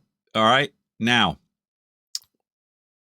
so to win a separation, the spouse, usually the wife, had to prove extreme cruelty. Nothing has changed. It's exactly the same way. There must be fault. And this is all from the Bible, which we'll get to. So there must be fault. That's why no fault is not Catholic. All right. So the courts would issue a decree allowing the couple to maintain separate households or boards or finances, but remain legally married in the eyes of God. That's all that goes on today. But the separation courts are gone, as I said earlier, because there's nothing for them to adjudicate. There's no more nature. There's no more justice. Now, but strict limitations, because the marriage bond, that's Latin vinculo, not mensa et thoro, vinculo, was never broken. The parties were strictly forbidden from remarrying or having sexual relations with the others. To do so would be considered bigamy or adultery. Yep. Okay, but it's not adultery for separating if they do so legitimately. William likes to speak of legitimate separation. Hey, that means by the bishop. Okay, so let's get to the important part here. Enforcement and social reality. How do you enforce what the bishop says? If the bishop says you must live apart or you can't live apart because look, what if she said, hey, what if William Albrecht's wife said he's extremely cruel to me, and they go to separation court there in Laredo, I suppose, and the bishop says, no, there's no, what are you talking about? He may be a knucklehead, but he's not extremely cruel. Okay, just because he sits on YouTube all day making videos doesn't constitute extreme cruelty, honey. So you got to live with him. And she's like, I'm not living with him anymore. I'm not going to do it. So then she is what? How do we enforce that? And the bishop says, I told you, you have to live with him because you are not allowed to break the contract, and he has a right to your body, and the kids have a right for mom and dad together. So I am not, as bishop, allowing you to separate. That's Catholic. Never changes, cannot change. It's locked in. Unless the church privatizes marriage like it used to be, but then you got all kinds of problems. So the church has brought it in-house. It's locked in. Now, how do you enforce that, you may ask? And people have said this. I hear you have to have the bishop's permission to divorce, and the bishop says, yeah, but how do you enforce it? Here's how. Denial of sacraments. That's how. The courts, the civil power can take you to jail, but the bishop can take you to hell. And the Bible backs that up. Deliver such a one to Satan for the destruction of his flesh, so he may be saved on the day of judgment. It's Matthew something. While the bishop's court held legal authority, enforcing these separations often required the cooperation of local lords to manage property and dowry disputes. However, the spiritual stamping of the separation was a power held only by the clergy. By the bishop, not just the clergy. You have to be careful with AI. AI is all about political correctness. They never say anything like the church teaches and can't change. They'll say, well, we used to think this, but now we think that, and everything changes. So the point is that ecclesiastical judges only are allowed to touch that marriage contract. That's in canon law today. I'm going to lay down some canon laws for William later here in this video that he can ponder, that he's never heard before, that no one tells him about. Let's see. So the church's exclusive. Okay, here we go. Stamping of separation. Now, defying a court's refusal to grant one could lead to excommunication, which effectively removes a person from society. It effectively removes a person from salvation. That's what it does. So you got to decide if you want hell more than you want hanging out with Diet Coke sipping William Albrecht. Huh? Which is worse? I know. Which is worse, though? That Diet Coke's not good for you, man. So listen. Excommunication was what was done when you did not do what the bishop said. That is no longer the case. However, what is the same as excommunication as denial of sacraments? It is ineligibility for the sacraments. It's not identical because excommunication is like a punishment or whatever, but it's a different level, but denial of sacraments effectively is the same. Okay, so now they say you're not excommunicated for divorce. Well, no, technically you're not, but you are no longer eligible for the sacraments, a Christian burial, none of that. No, sorry to be bad cop. It is what it is. The church's exclusive control remained largely unchallenged in Europe. Okay, the church's exclusive control is divine law. It cannot change. Just because it remained unchallenged in Europe by people doesn't mean it can change. The Protestant Reformation and later the French Revolution, when secular states began reclaiming jurisdiction over marriage and divorce. Yeah, the Protestants went in there, and then the French Revolution, and what we have is French Revolution right now. And of course, it goes to no fault because we have birth control. Anyway, I'm going to get into exclusive control in a minute, but that is what was going on over 1,000 years ago. All right, and nothing can nor has changed, except the major spin job on the definition of marriage and its governance via legalized family planning, which has destroyed the legal basis. Therefore, all laws, all jurisdiction is like OUT out. And that is the reason why there's no separation courts. They have nothing to judge because they're saying the object of consent is love. It's between the couple. We can't go there. That's super gay. It's the whole problem. It's worse than a problem. I'm going to find this fan just a minute. Never mind. We're going to stay hot. It's getting warm today over here in Bellevue. 2384. This is the CCC we keep talking about, isn't it? Isn't it? Yes. Oh, there. The fan's on. Hooray. Ha ha. Okay. Divorce is a grave offense, as William Albrecht said. But here's the point. This is the part that he blocked out or he forgot or he neglected to mention. against natural law. It's a grave offense against natural law. Right there. So if something, by the way, if something is a grave offense against natural law, it is by definition not merely civil, because you are touching nature, and nature is the purview of the church. As far as governance goes, you can't leave natural law up to the state. They'll be like, oh, abortion's natural, you know. So divorce is a grave offense against natural law. Oh, I got to make this smaller again, darn it. Hang on. It claims to break the contract.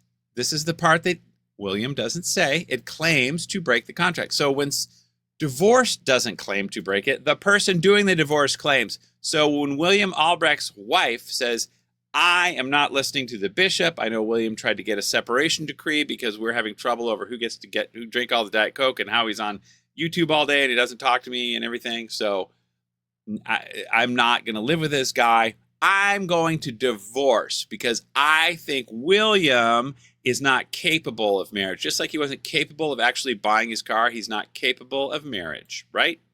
Now we're going to, I'm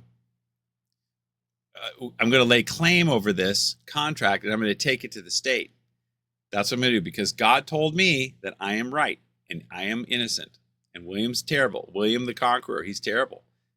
So I'm going to lay claim over that. To it, but and even though I freely consented to live with William till death, I read that it's not a sin if you have a grave reason, and I have a grave reason, and I've judged that.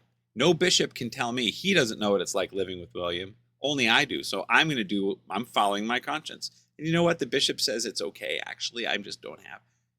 Bishop has no authority, no power to say you may proceed without me. He can't do it. You have to go through the bishop. You have to. It's like the bishop can't, he can't change divine law. He cannot change process. It's canon 87, canon law 87.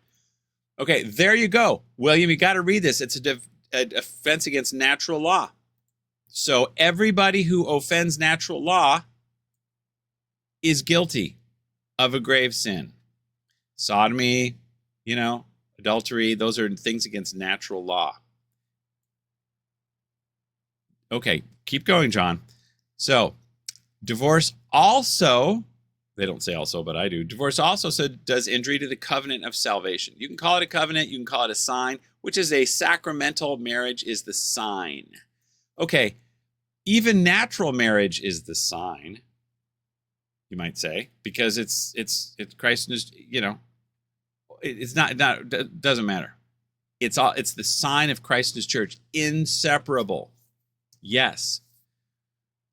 That's the party. This is the only thing that William Albrecht and all of Catholic Inc., in fact, pretty every bishop, this is all they think about. This is all they talk about. This is all they see.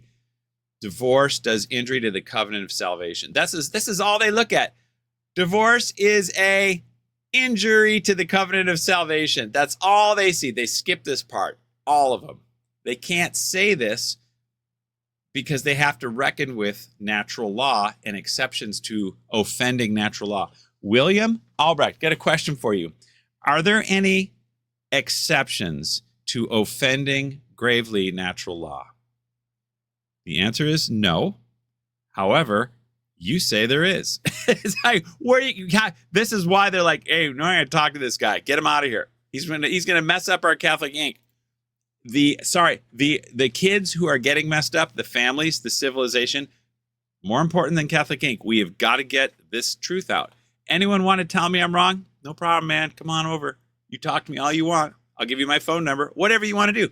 Try the comment section. Now, okay. Contracting a new union, which is adds to the gravity of the rupture. Yes, that's right. Correct. So that's an accurate way to say that. The spouse is then in a situation of public and permanent adultery. That is a true statement, but the spouse who divorces without the bishop's permission is in a situation of public and permanent, not permanent adultery. Well, I guess they are. Yeah, I guess they are. Yeah, because they divorced. That's it. If you civilly divorce only, without the bishop's permission, you are in a situation of public and permanent adultery, even if you live with your cat and that's all, or your billy goat, whatever. It's permanent adultery, public, because adultery is anything against marriage contract. Okay, and I'm going to prove that when we go through some of these Bible verses using logic. So if a husband separated from his wife approaches another woman, he is an adulterer, because he makes that woman commit adultery. He's an adulterer even if he doesn't make that woman commit adultery. Okay, if a husband approaches another woman, he is whether he's separated from his wife or whether he's not separated from his wife, if he approaches another woman, he is an adulterer. So this is efficiency of words in Scripture. If a husband separates from his wife without grave cause, he's an adulterer. I'll show you more of that in a minute. Because and the woman who lives with him is an adulteress because she has drawn another husband to herself. Yeah, plain as day, the obvious. And then it footnotes to Canon 1151 through 55. So you have to. This is how you get a legitimate separation, by bishop's decree. That's how you do it. Okay. And if there's danger and delay of getting that decree, then flee to safety and then proceed to get the decree. And Canon 1152.3 says you have 6 months to get it together after you have fled to your sister's couch for safety, or your mother, or wherever. Now, why do I say that every offense against natural law is there's no such thing as an excuse? There's no such thing as a way out of it. There's no such thing as a way you can offend natural law and have it be okay. Casti Canubi to the rescue, 54. But no reason, however grave, may be put forward by which anything intrinsically against nature. Is divorce intrinsically against nature, William? I got a question, William. Hello? Knock, knock. Knock, knock, knock. William, is divorce intrinsically offensive to nature? Yes. Every divorce is a grave offense against natural law.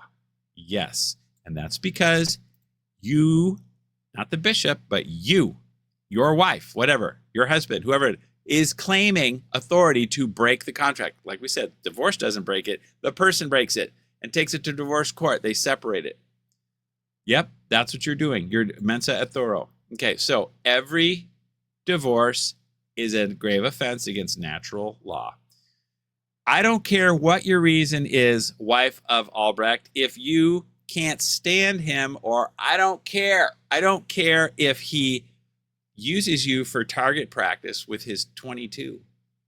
You cannot go to divorce court on your own authority for that reason. You can flee, okay? You know, he shoots off your coonskin cap while he's drinking Shiner beer, and you run away and get to safety, but you have to get a separation decree before to make it legitimate, all right? But you can never go to court and break that contract on your own authority. And if the bishop says, hey, I'm on vacation for 6 years, so get back to me then, and I'll talk to you, maybe, if I'm in the mood, then you can go to court and get whatever safety, whatever, civil effects you need to get, or not civil effects, but you're allowed money and protection and stuff because that's in the marriage contract. But you have to publicly be pursuing that decree because you are illegitimate. You are an abandoner. So if someone says, hey, did you ever get your separation decree? He says, you know what? No, but it's not for lack of trying. I am always trying. I'm always down there at the bishop's office asking if I can get the separation decree. And they're telling me, no, we're sacrificing your marriage to the God of NFP. So we're not interested and we're not going to do it. You have to keep trying. You have to keep trying because this is divine law, natural law, canon law, and it's procedure. No one's allowed to touch this. You can't do it because this is public. Hello, public. When you guys did your vows, you got to live together. publicly. Everyone knows they're living together. And if they don't, somebody is guilty of abandonment. And she has to say, I'm not guilty. The dude throws Shiner Bach all over the place and shoots me. I'm not, but who, you're believing me? Or are you believing William Albrecht? Are you believing annulment proof? Or are you believing William Albrecht? Because Albrecht said, I'm nuts. So who are you going to believe? Who's right? Who's wrong? We need objectivity. We need accountability, and we need a court of law. You know, in this case, I'm just trying to show it with scripture or whatever. But you got to take it to court. All right. So there it is. No reason, however grave, may be put forward by which anything intrinsically against nature may become conformable to nature and morally good.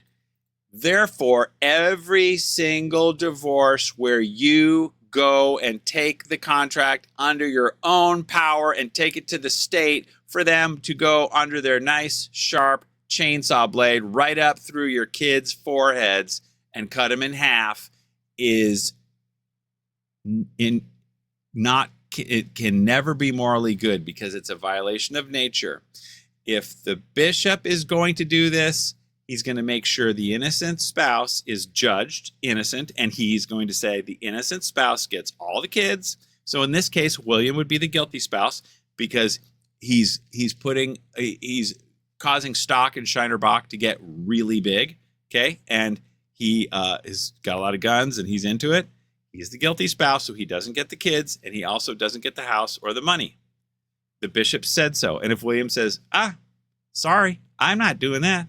I want my kids and I want my money. And I'm not doing any of this stuff. I'm going to take it to divorce court. Then William is out of the sacraments. But if William does what the bishop says and says, okay, I will separate and I will try to be better, and then she separates, that everyone can receive communion while the things are being worked out, but eventually, the bishop's got to say, look, William, are you willing to stop this? Because if you're not, I'm going to declare you guilty, and you either got to stop it or you're out of the sacraments, man.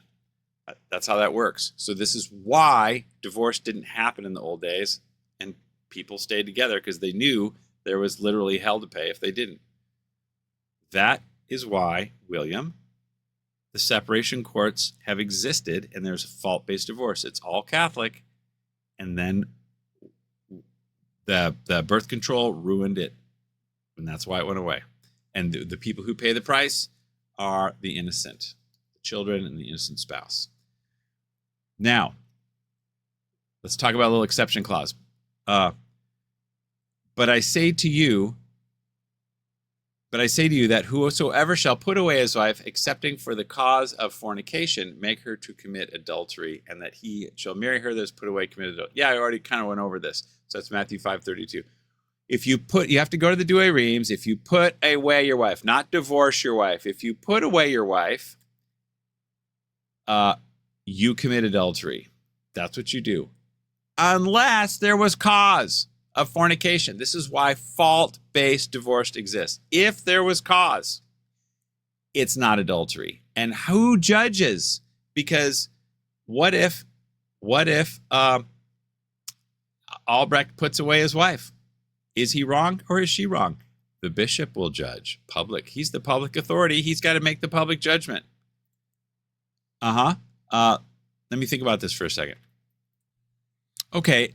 Is putting away your wife a crime? Is putting away your wife a problem? Is putting away your wife a violation? Yes. What does it violate? Nature. Hello. That's what it violates. CCC 2384. Divorce is a grave offense against nature because you are putting away your spouse. That's what you're doing. It's right here in the Bible. This is where this comes from. I say to you that whosoever shall put away his wife committeth adultery, except for the cause of fornication. So if you put away your wife, it's the same thing as a no-fault divorce. If you put away your wife, it's the same thing as laying claim over the contract. And the reason why it's adultery to put your wife away is because you both entered the contract freely to live with each other till death. So this is why it says, if you hate her, put her away. So if you put away your wife, you're committing adultery.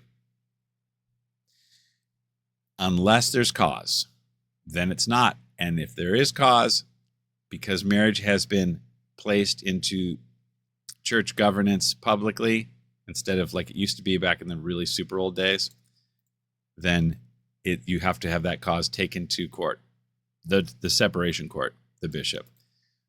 So Cornelius a Lapide explains that when all these exception clauses, God is compressing it. He's being effective. He's being efficient with his words.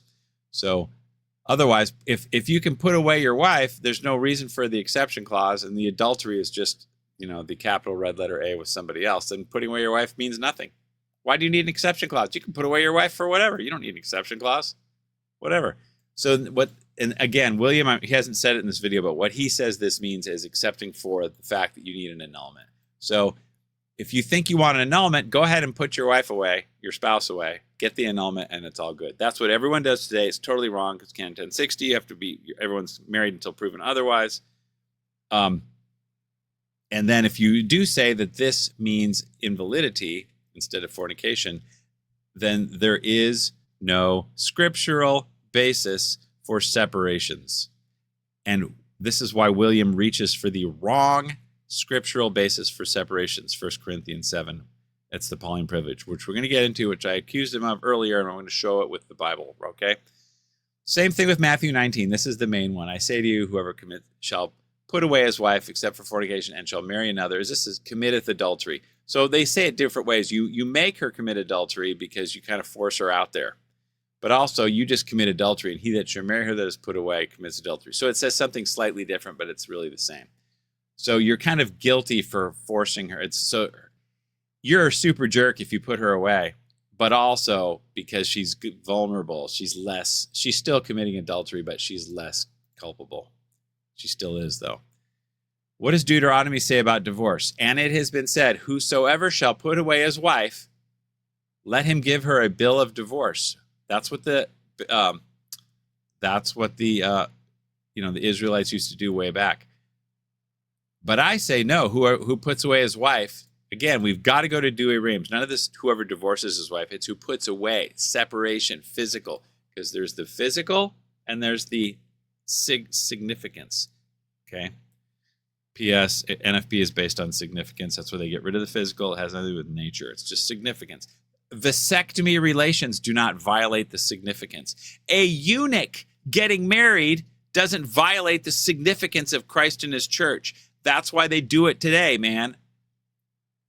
Okay? Procreation is no longer primary.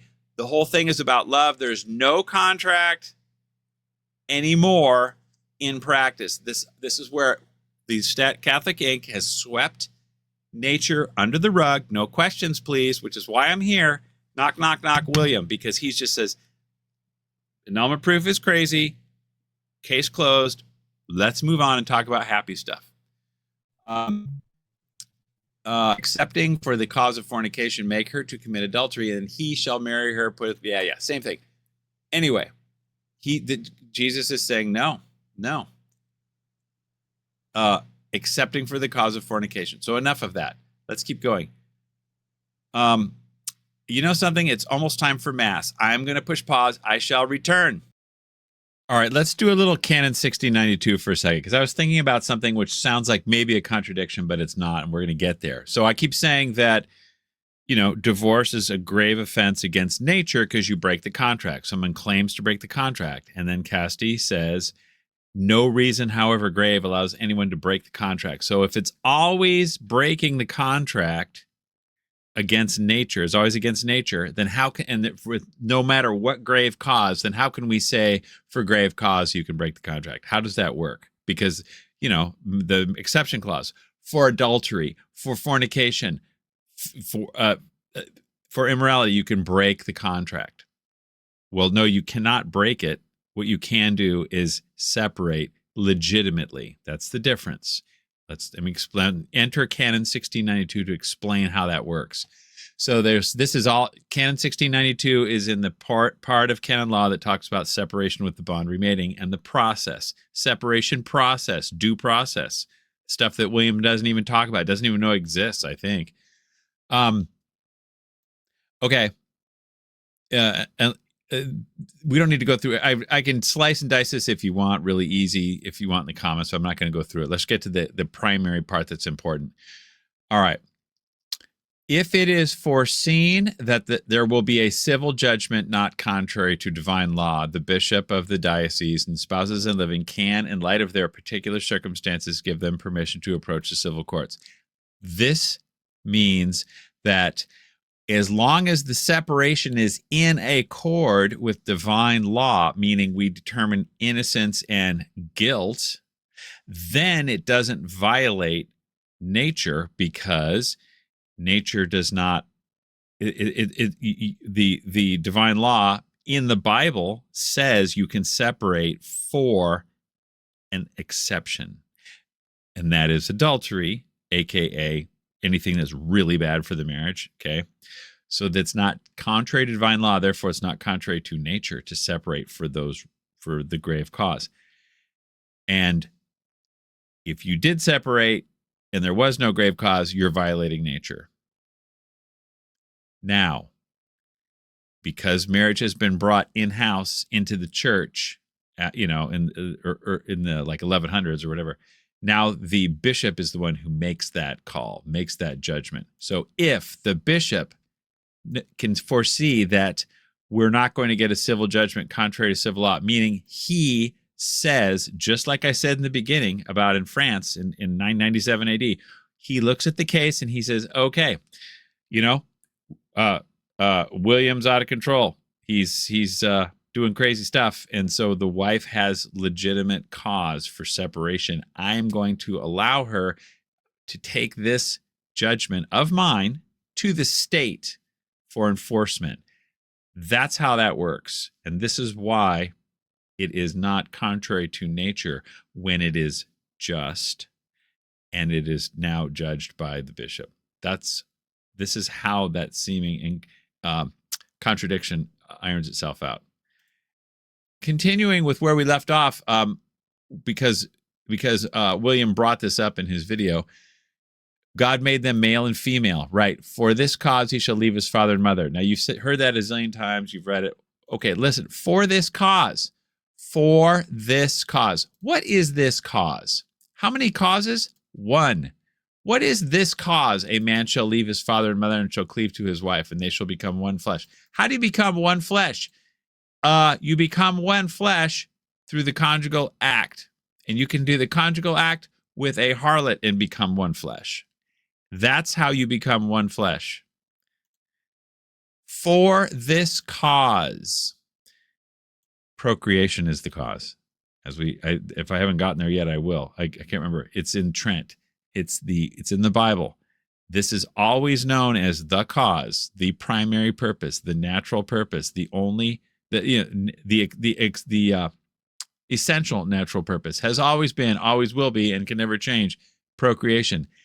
And FP says, no, we can't have that because we need to pursue something else. So we're going to call it love. Therefore, everything's out the window. I've said a broken record. So that's the cause, dude. You got to answer the question, for this cause. For what cause? And he'll say, oh, one flesh union. What's that? That's not a purpose. That's not a cause. It's generation. This is why you have to have male and female. Otherwise, if it's just one flesh union, it's like, hey, a couple homos can get those Legos together. One flesh union, baby, right? It's all unitive. Therefore, okay, not one, okay. Whoever shall, okay, so here it is again. This is Mark. Whoever shall put away his wife and marry another commits adultery against her.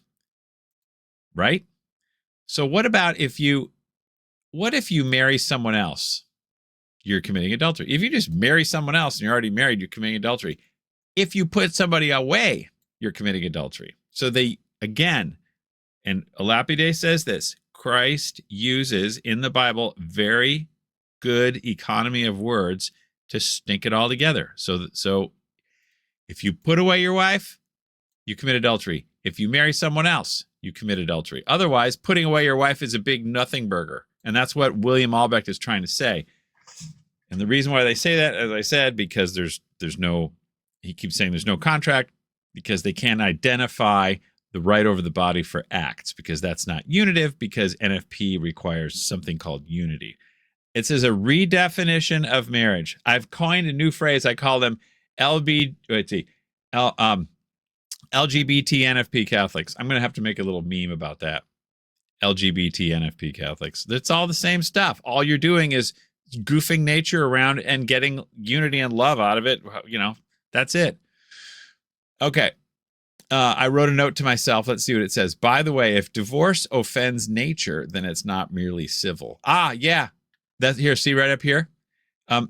If the case also concerns the merely civil effects of marriage, the judge is to endeavor, without prejudice to provision 2, to have the case brought before the civil court from the very beginning. So if it's only the merely civil effects, doggone it, send it to the civil court, because it's just the civil effects are for the civil court. So the bishop has nothing to do with civil effects. He shouldn't. He could, but he doesn't have to, right?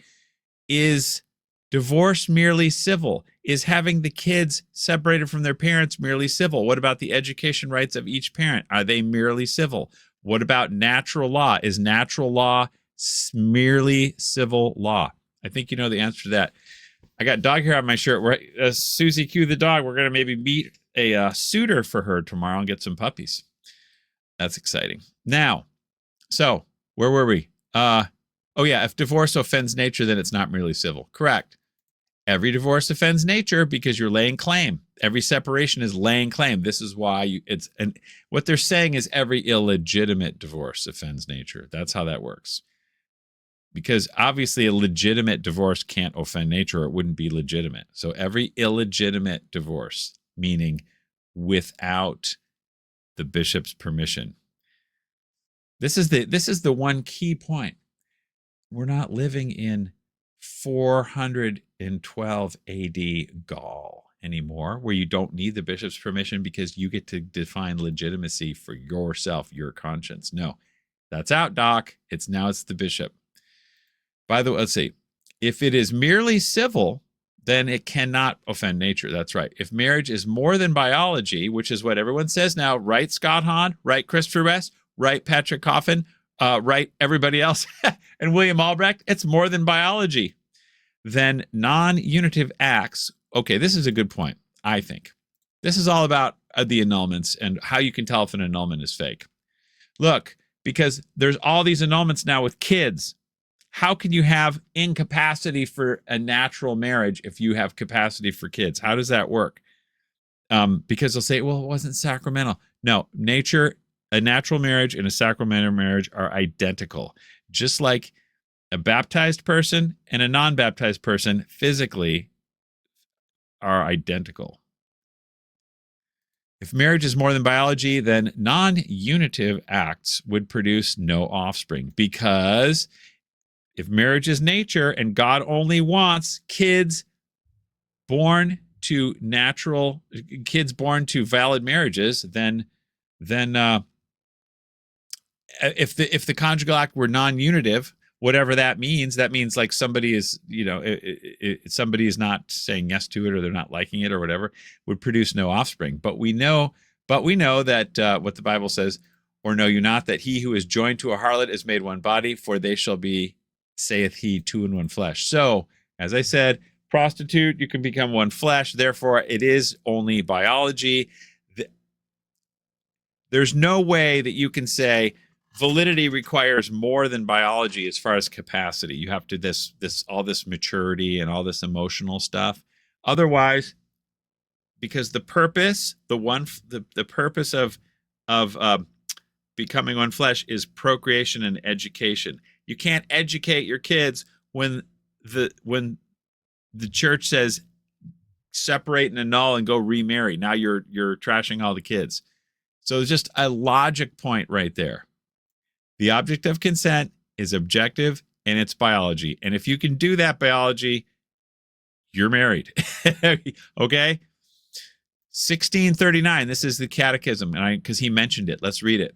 The consent by which the spouses mutually give and receive one another is sealed by God himself. Yeah. For their covenant arises an institution confirmed by the divine law, even in the eyes of society. Yeah, I think that's Gaudium et Spes. The covenant between the spouses is integrated into God's covenant with man. Authentic married love is caught up in divine love. So this is all like thinking, like telegraphing what Albrecht is saying. There is no contract. There's just love, and it's a love covenant. So authentic married love has no legal definition, whatever that means. Authentic married love is caught up into divine love. What is the legal definition of caught up? It's like, look, Christ and his church, Christ loved the church. Spouses love each other, fine, okay. But it is a contract, and we're going to prove that again more if we haven't proved enough already. Here we go, the Catechism, Roman Catechism, Trent. Why this is, people say, look, it's also in Casti Connubii. It says that the reasons for marriage are love and getting together and all that. Hang on a minute. Let's say why a man and woman ought to be joined in marriage. In other words, why do they get married? What are the reasons why man and woman should be joined and married? You can get married for all kinds of reasons. Some are better, some are worse. What should you get married for? The first reason you should get married for is its nature instinctively says so. Okay. Mutual aid and support, desire of the family, train up your children in true faith and service of God. The principal object of the holy patriarchs. Primary object. If that's their primary object, then that's your primary object, because that's infallible. When they engaged in the marital state, as we learned from Sacred Volume. Okay, so look, NFP violates the principal object of the holy patriarchs when they engaged in the married state. These are reasons people should be joined in marriage, but they don't define the natural essence of marriage. Let's keep reading in Trent a little bit. Okay, so the angel, when informing Tobit and Sarah by what means he should repel the violent assaults of the evil demon, he says, I will show thee who they are, the devil can prevail, for they in such wise receive matrimony, a defined institution with a primary object, as to shut out God for themselves. What? That means procreation. They shut out procreation for themselves and their mind. So they shut it out physically using a method, and they shut it out from their brain, their intention. So they figure it. So it's double. They do something so that they don't have kids and their brain, and they give themselves to their lust. Right. So they're all about, we just want the secondary ends. This is what we're supposed to be after the procreation, but we just want the secondary ends. So we're going to get rid of this. And that is called onanism. And as the horse and mule, which have no understanding, over them the devil hath power. Over the LGBTQT NFP Catholics, he has power, because they're all give themselves to their lust. Then he adds, thou shalt take the virgin with fear of the Lord, moved rather to the love of children. Yeah, blessing in children. So the procreation. This was also the sole reason why God instituted marriage from the beginning. You've heard me say this before. It's right there in the Roman Catechism.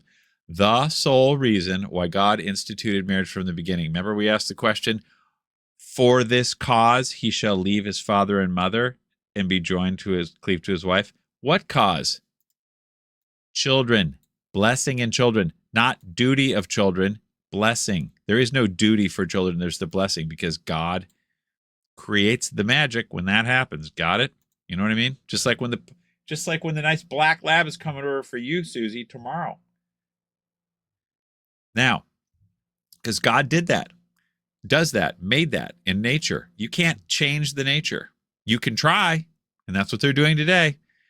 Okay, hence married persons who by medicine either prevent conception. Yeah.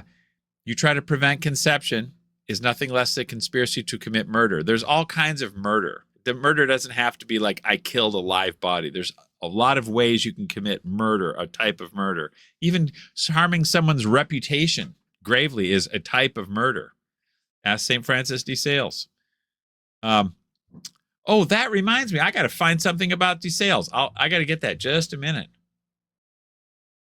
Okay, so yes, it's a type of murder to do NFP or to do contraception because you're preventing conception. All right, since that is the primary purpose, the natural purpose, you're violating nature. It's a type of murder.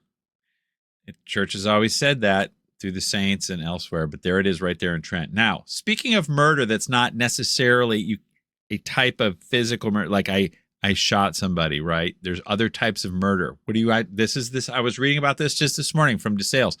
I got the whole commentary in here. I'm not going to do all of it, but you got to read it yourself. Come back and read it in the show notes, all right? Let's give a couple little highlights. He who unjustly takes away his neighbor's good name is guilty of sin and is bound to make reparation according to the nature of his evil speaking, since no man can enter into heaven cumbered with stolen goods. Oh, man, we all got to be really careful, especially in the internet age. You're saying all kinds of stuff. Like, I mean, I'm calling, what's his face, a crybully. Well, he's doing it right there in front of us. I mean, he's just, because he's not addressing the argument. And by the way, at the end of this video, we're going to play the 2 minutes of whatever he's going off. He's just accusing me of all sorts of stuff he has no idea. And of all worldly possessions, the most precious of is good name. This is why you have to get permission from the bishop to divorce, because you're saying, I'm divorcing because blah, blah, blah. Well, that needs to be sort of found out in a court of law. Otherwise, you need to be really careful with that. That's why they call it no fault, because you can slander all you want. You can ruin someone's good name all you want. People have a canonical right to a good reputation. It's violated by no fault divorce. Slander is a kind of murder. What did I hear? What did DeSales just say? Slander is a kind of murder. For we all have 3 lives: a spiritual life, which depends on the grace of God, a bodily life, depending on the soul, that's a kind of murder, and a civil life, consisting in good reputation. Got it? Yeah. So divorce doesn't kill the body. It kills the soul of the one who does it, and it kills the reputation of the innocent spouse who gets divorced, who is the victim of the divorce. Sin deprives us of the first, second. Sin deprives us of the first, death the second, and slander the third. But the slanderer commits 3 several murders with his idle tongue. He destroys his own soul and that of him who he hearkens, as well as causing civil death to the object of his slander. For as St. Bernard says, the devil has possession both of the slanderer and of those who listen to him, of the tongue of the one, the ear of the other. So you got to be really careful with this stuff, William, when you say what you're saying, which we will play after a bit. I'm going to skip around here a little bit. So he says, I entreat you never to speak evil of any, either directly or indirectly.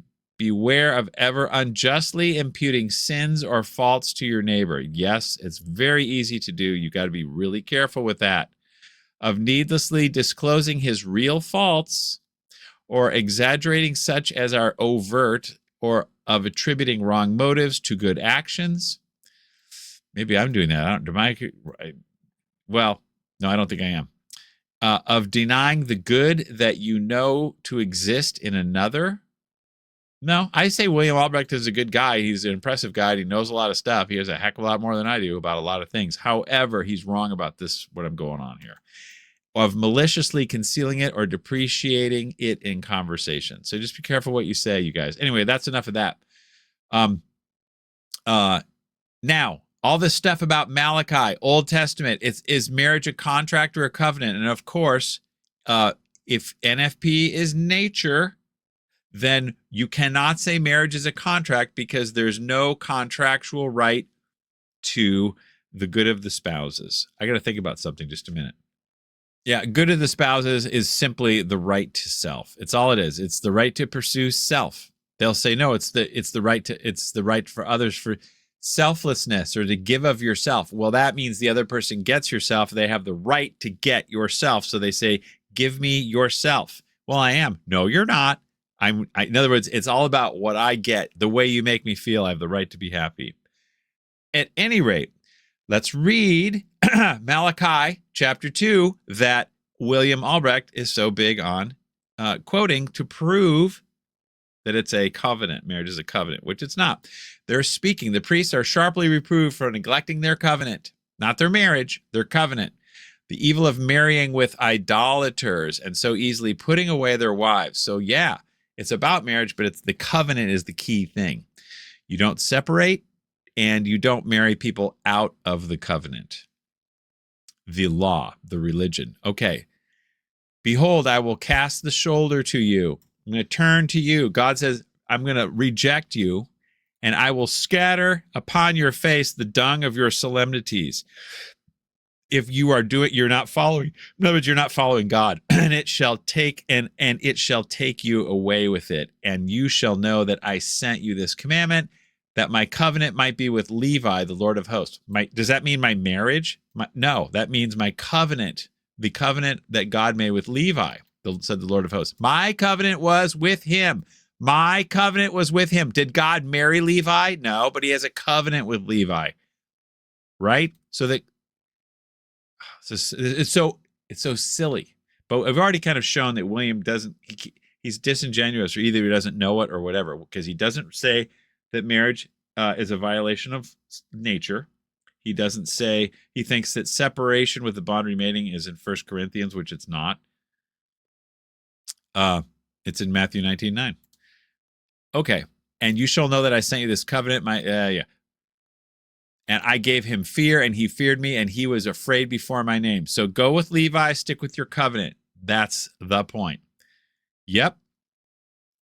I will cast away the shoulder in which the law was appointed to be your portion and fling it at you in my anger, and will reject both of your so God's like, hey, you guys want to goof around? Don't think about it. But you have departed out of the way and have caused many to stumble at the law. You have made void the covenant of Levi.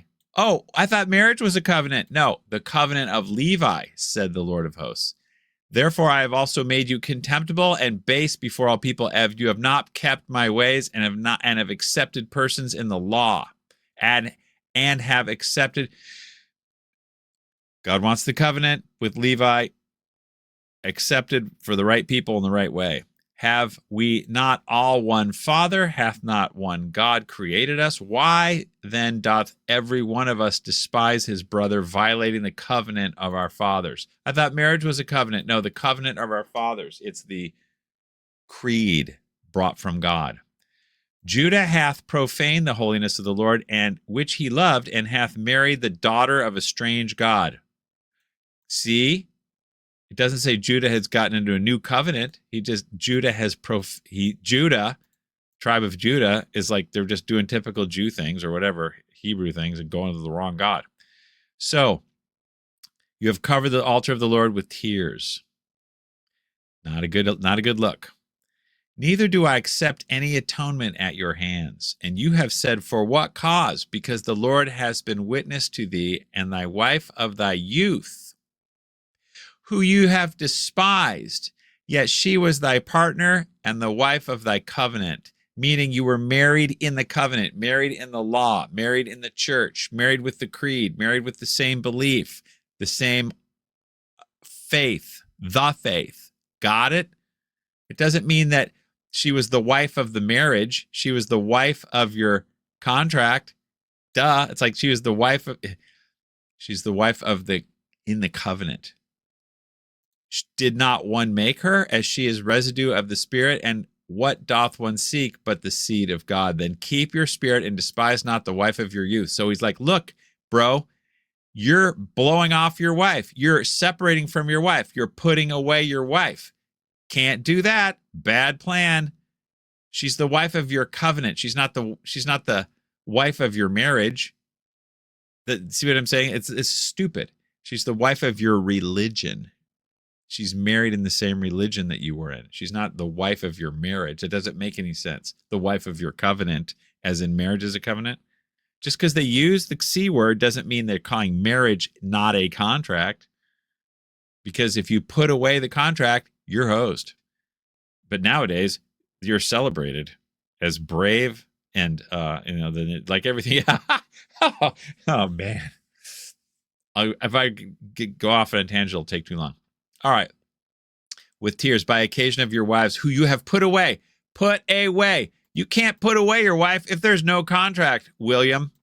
And who came to weep and lament before the altar. So God sees the tears of those who have been put away unjustly. You don't want to cause that. You don't want that. That's why if you're going to do it, like William speaks about, a legitimate separation, it must be done through ecclesiastical judge. And I'm going to prove that as we go, if I haven't proved it enough already. Iniquity shall cover his garment. When thou shalt hate her, put her away. This is more, you've heard this before. God hates divorce. I don't want to hear that ever again. That is total Protestant make-believe, redoing the Bible. This is what it actually says in the Bible. Not God hates divorce. When you hate your spouse, you put them away. When you hate her, put her away. That's what that is.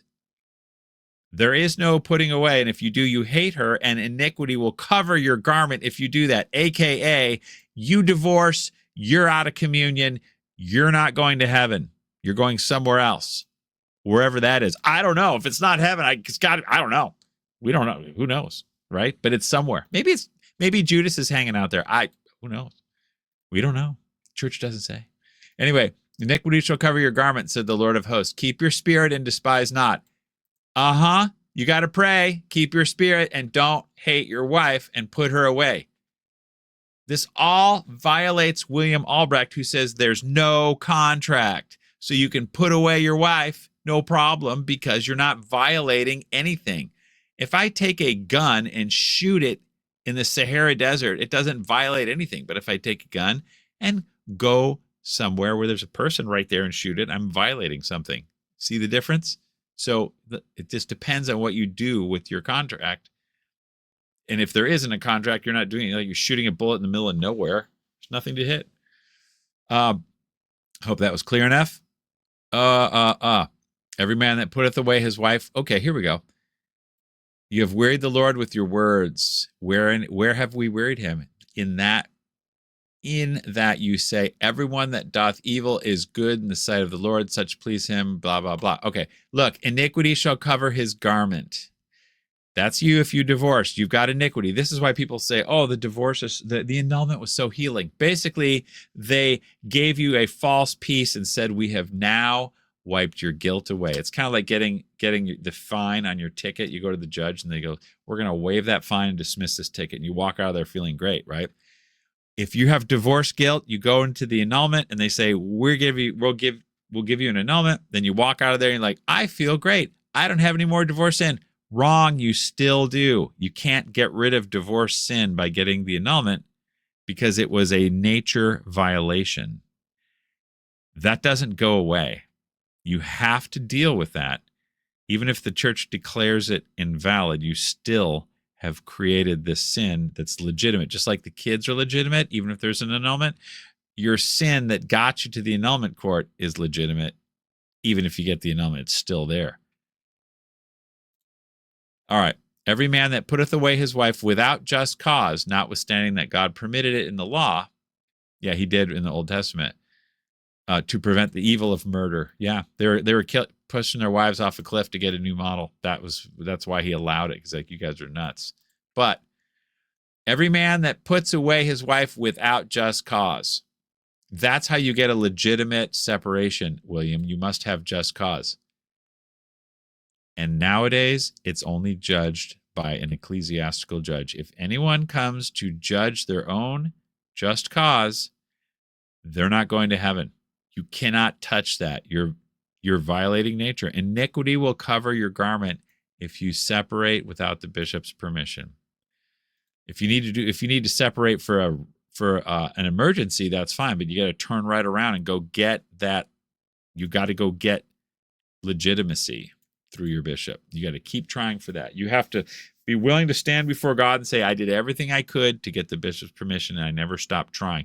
The bishop kept golfing every time I went to see him. He was either golfing or rolfing or whatever he's doing. And then I couldn't ever see him, and he didn't care and he didn't want to talk to me, but I never stopped trying to get him. You can't just go, well, he doesn't care and I don't care and it's fine. Everyone tells me I'm fine. No. The internet is coming to save marriage because nothing else is going to. We need information. And the people with a sensus fidelium are going to say, yeah, you think just a bunch of old people watch my YouTube channel. A lot of people age 25 do. I looked at the stats. Now, 1055, this is lots of fun. The marriage covenant. There it is. It says it's a covenant, right? This is canon law. Marriage is a covenant right there. This is a little bit tricky. I hope I get it right. By which man and woman establish between themselves a partnership. Okay, so look, they're talking about this covenant thing, right? What is a marriage covenant? It's a partnership of their whole life. What does that mean exactly? It just means we have intimate sharing of everything and we're all in unity and stuff. That's the legal definition and stuff. And which of its nature. Oh, they said the word nature. That must mean it's natural, right? So this sharing of everything is naturally ordered to the well-being of the spouses, but it's ordered to something else. You know what I mean? It's like pointing an arrow this way and then pointing an arrow this way. It's oriented that way, but it's also oriented this way at the same. Doesn't that make sense? Right? Yeah. Okay. Well-being of the spouses and the procreation and upbringing of children. Okay, has been baptized, been raised by Christ to the dignity of a sacrament. So this covenant has been raised by Christ to the dignity of a sacrament. And they're saying this covenant is all this stuff.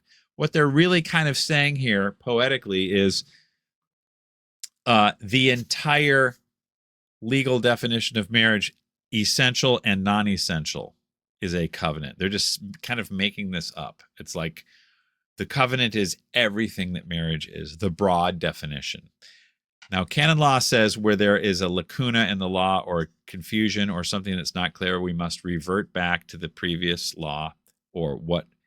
But you can't just pick up and go. You have to go. It has to harmonize with what came before it, which is the 17 code, which I've showed people lots of times. It's the right over the body for acts, suitable for generation of children. And that's all it is. Now then, children, let's talk about this marriage covenant here. And is it a contract or a covenant? Because it says a covenant has been raised by the Lord into a sacrament. So we had a covenant and it's been made into a sacrament. So before marriage was made into a sacrament, it was a covenant, but now it's a covenant too. It's like, see, it doesn't make sense. No. Did people entering a natural, if you enter a natural marriage, if you're two unbaptized Satanists, are you entering a covenant? Is it a covenant? Hard to say. No, I don't know. No, that's a tricky one. Look, consequently, that means therefore, a valid marriage contract, William, cannot exist. This is old school language. This is like code 1917 code language.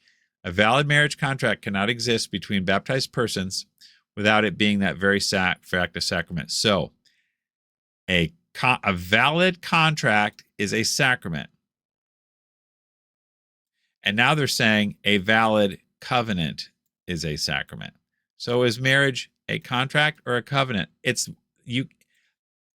both the same. They're interchangeable. Is your car a car or is it a vehicle? Is your pickup truck a hauling vehicle or is it a truck or is it a pickup truck or is it a light duty truck? They're kind of interchangeable, right? A contract and a covenant mean the exact, as far as law goes, it's exactly the same. It's exactly the same as far as the rights and duties of marriage. This is just weaponized ambiguity and weirdness to try to give legal cover for NFP. That's all this is. And we confuse so many people, and Steubenville cranks out the propaganda real hard. You guys want to talk about Canon 1055 more in the comments? Don't hold back.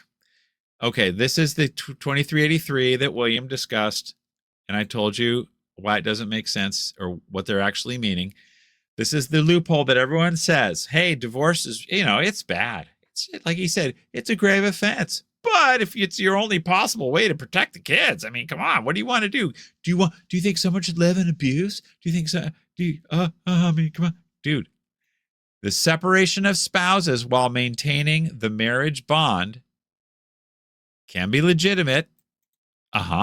In certain cases provided by canon law. Totally correct. Footnotes to 177, which is canon 1151 through 55, which are joined at the hip to canon 1692 through 1696, which is the procedure. Yeah, it can be legitimate. So you got to legitimize. You have to go to the bishop. If civil divorce remains the only possible way provided for by canon law derived from, okay, if civil divorce remains the only possible way, you can use it. That's what they're saying. That is a true statement, but it needs to be qualified. It needs to be explained. You know, if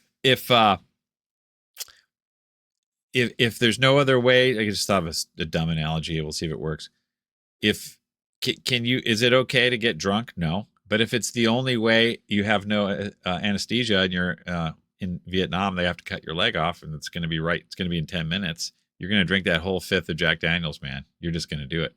So because that's the only possible way. Listen, number one, because legal separation or the equivalent exists in all 50 states in the USA, it is never the only possible way. Every divorce, even if there's even if the bishop gives you permission, which they just don't even touch that anymore. But so it's going to violate nature. It's also going to violate the sign. You can't divorce, but if you do, you can do legal separation. So if you're divorcing, you're in trouble. Guaranteed, plain and simple. You can't divorce. You can do legal separation if you have to, and that must be done in accord with divine law, which means you got to get the bishop to approve your parenting plan first, because people go to divorce court and they say, well, we have to come up with a parenting plan. And the alimony, the bishop writes the whole thing. You go to him and you say, I can't live with my spouse because he's an axe murderer. Bishop, please give me a parenting plan. And then he'll go interview the axe murderer. It turns out the axe murderer happens to be a blacksmith and is doing everything he can to keep the family together. And then they turn out that it's not a believe all women sort of thing. See, you got to get the authority in there. You have to have people want accountability, then go to the Catholic Church and tell the bishop to do his job. And you've got to internalize. You have to bring marriage in house now. If you're going to do marriage, you got to get it defined yourself so you know what it is. Define means finite. Nowadays, your bishop says it's infinite. It's just love. It's to the universe. It's to the end of the universe and back infinitely. So, if civil divorce remains the only possible way provided for by canon law derived from natural and divine law, yes. If it's the only vehicle, if it's the only muscle that can enforce with guns the bishop's parenting plan and alimony and support, then you can use divorce as your legal civil instrument. But because there's legal separation, you can't use divorce ever. You have to use legal separation because it's never the only possible way. That's all that means. Nonetheless, anyone born after 1100 AD or thereabouts must go through the bishop if they're going to not live with their spouse, or you're going to a lake of fire. We're going to go into what the Bible says about vows also. That's a good one. So this is where in 1 Corinthians 7:15, this is where William Albrecht is all wet. He's just dead wrong. I was like, wow, what is this? Is Mr. Bible, Mr. Know-It-All. What is he doing? He is saying the Pauline privilege is separation with the bond remaining. No, it's not. It's all the exception clause stuff in Mark and in Matthew 19:9, all those. That's the exception clause. You cannot put your wife away except for adultery. That's the exception clause. That's the separation with the bond remaining. Every Catholic believed that until Vatican II. And they started kind of rewriting the Bible a little bit. You know, they're using a different Bible. I'm going to do a Joe Heschmeyer exception clause video. We'll get there. So the Pauline privilege, both unbaptized, then one converts. That's what that means. You can get rid of the whole marriage that way. So Albrecht is just totally wrong on this. He's saying this means separation of spouses with the bond remaining. 1 Corinthians 7, let's read it. And if she depart, let her remain unmarried or be reconciled to her husband. That's what people are supposed to do. If they separate, be reconciled or stay single. That's what you do. Remain unmarried. Don't get the annulment. And the reason why is because this annulment stuff is like a modern invention. This annulment explosion. I've shown the graph before where it goes from next to 0. And then once the Beatles came, off the chart. Because they opened a loophole in the law. They said marriage no longer is strictly biological. It's infinite. And there you go. And we're going to call it a covenant. And isn't that going to be great? And we're going to crank up the machine at University of Steubenville to give all the faculty everywhere. We'll set them up in all the dioceses to pump the stuff out. For the rest, I speak not the Lord. For to the rest, I speak not the Lord. If any brother hath a wife and believeth not, and she consent to dwell with him, let him not put her away. So, because nature, we want to try to keep couples together because of the kids and nature. So, if she's a pagan, and you, and she's going to keep with you, if any brother, in other words, someone of the covenant, if a brother of the covenant, a brother of the faith, if you convert, and you still have a pagan wife, don't put her away if she's going to hang out with you. And if any woman hath a husband that believeth not, and he consenteth to dwell with her, let her not put away her husband. So if you convert and your pagan spouse stays with you, don't do it. You're not allowed to divorce. You're not allowed to separate. For the unbelieving husband is sanctified by the believing wife. Oh, the unbelieving husband is sanctified. Yeah. So you can bring people along, right? And the unbelieving wife is sanctified by the believing husband. Otherwise, your children should be unclean, but now they are holy. So you're going to get your kids baptized. That's kind of what they're saying. So this helps if you can stick with it. You're going to get your kids baptized this way. They will be clean, and hopefully your wife will be sanctified if she's a pagan. But if the unbeliever depart, let him depart, for a brother or sister is not under servitude in such cases, but God hath called us to peace. 1 Corinthians 7:15. So if your pagan spouse bails on you after you were both pagans, and then you convert, and then she or he bails, you can get this marriage dissolved. God allows this. It's in the Bible. That's how you can actually, not every marriage ends at death. Some end with Pauline privilege. And that's very rare, but you can get it done. It does happen occasionally, and you get that done at the tribunal. That's not the annulment, and that is not the separation of spouses with the bond remaining that William was trying to get. That's why he says, I wonder what's going on here when he reads this. It's totally wrong. There's just nothing he can say to this except I'm not commenting, and John Farrell annulment proof is crazy. I'm not even going to say his name, and he's bad news and careful, and he's just a house wrecker and everything. Yeah. I speak not the Lord. Okay, yeah. It is sanctified. All right, so that's that. Now, Pascendi 42. This is I've said this kind of stuff before. It's the Pius X encyclical about modernism. When you get the modernists and you make a good argument, they make a conspiracy of silence. Listen what it says. No wonder the modernists vent all their gall and hatred on Catholics who sturdily fight the battles of the church, but all the insults they heap on them, and whose ignorance and obstinacy are their favorites. Oh yeah, you're obsessed. Annulment proof. You're so obsessed, and you don't know anything. Why don't you get help? Get help, and over. When an adversary rises up them and rises against them with an erudition and force that render them redoubtable, they try to make a conspiracy of silence around him to nullify the effects of his attack. Anytime I get with Patrick Coffin on Twitter, the answer is crickets. I've met him in person. He's just like, he points to the bishop and says, go talk. I'm not going to talk to you. You can't talk. These guys just won't engage. They won't, or they will for a little bit and they'll run off. They cannot hold, their arguments don't hold water.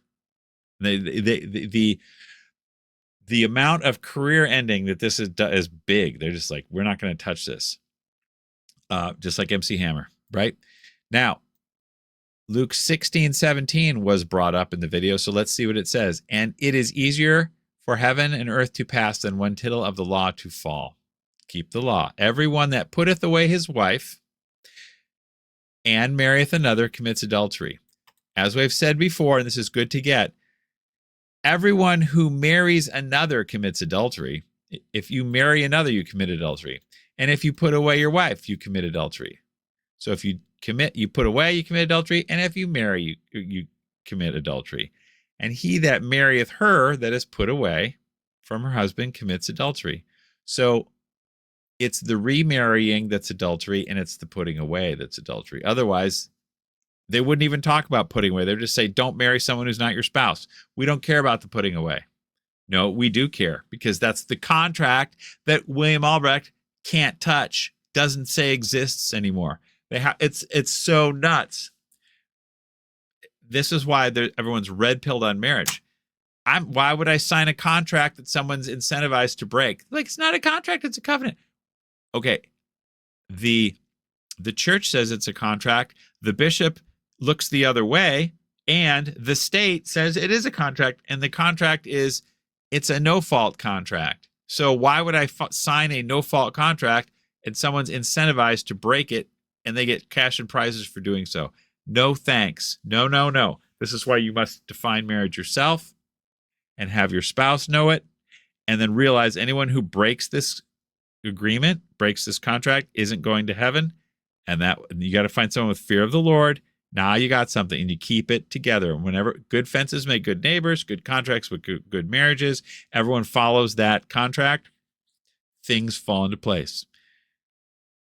He works and makes money. She stays home and have kids. Things fall into place. You start messing with that? No. Romans 7, I think he did bring that up too, so let's see what it says. For the woman hath a husband while her husband liveth is bound to the law. Yep, but if her husband is dead, she is loosed from the law of her husband. Yeah, duh. Therefore, while her husband lives, she shall be called an adulteress if she be with another man. See? So the adultery exists independent of anything about separation. They're two different things. Separation is adultery, and adultery is adultery. But if her husband be dead, she is delivered from the law of her husband, so that is not an adulteress. Yeah. All right, I think we got that enough. Oh, by the way, this is Arcanum 23, the encyclical by Leo XIII. I would love to hear what William Albrecht says about this. Marriage is the contract itself.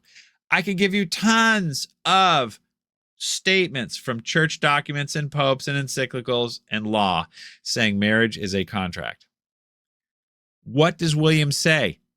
Let's just start with that one right there. You can look it up. It's true. That is a quote right there from Leo XIII.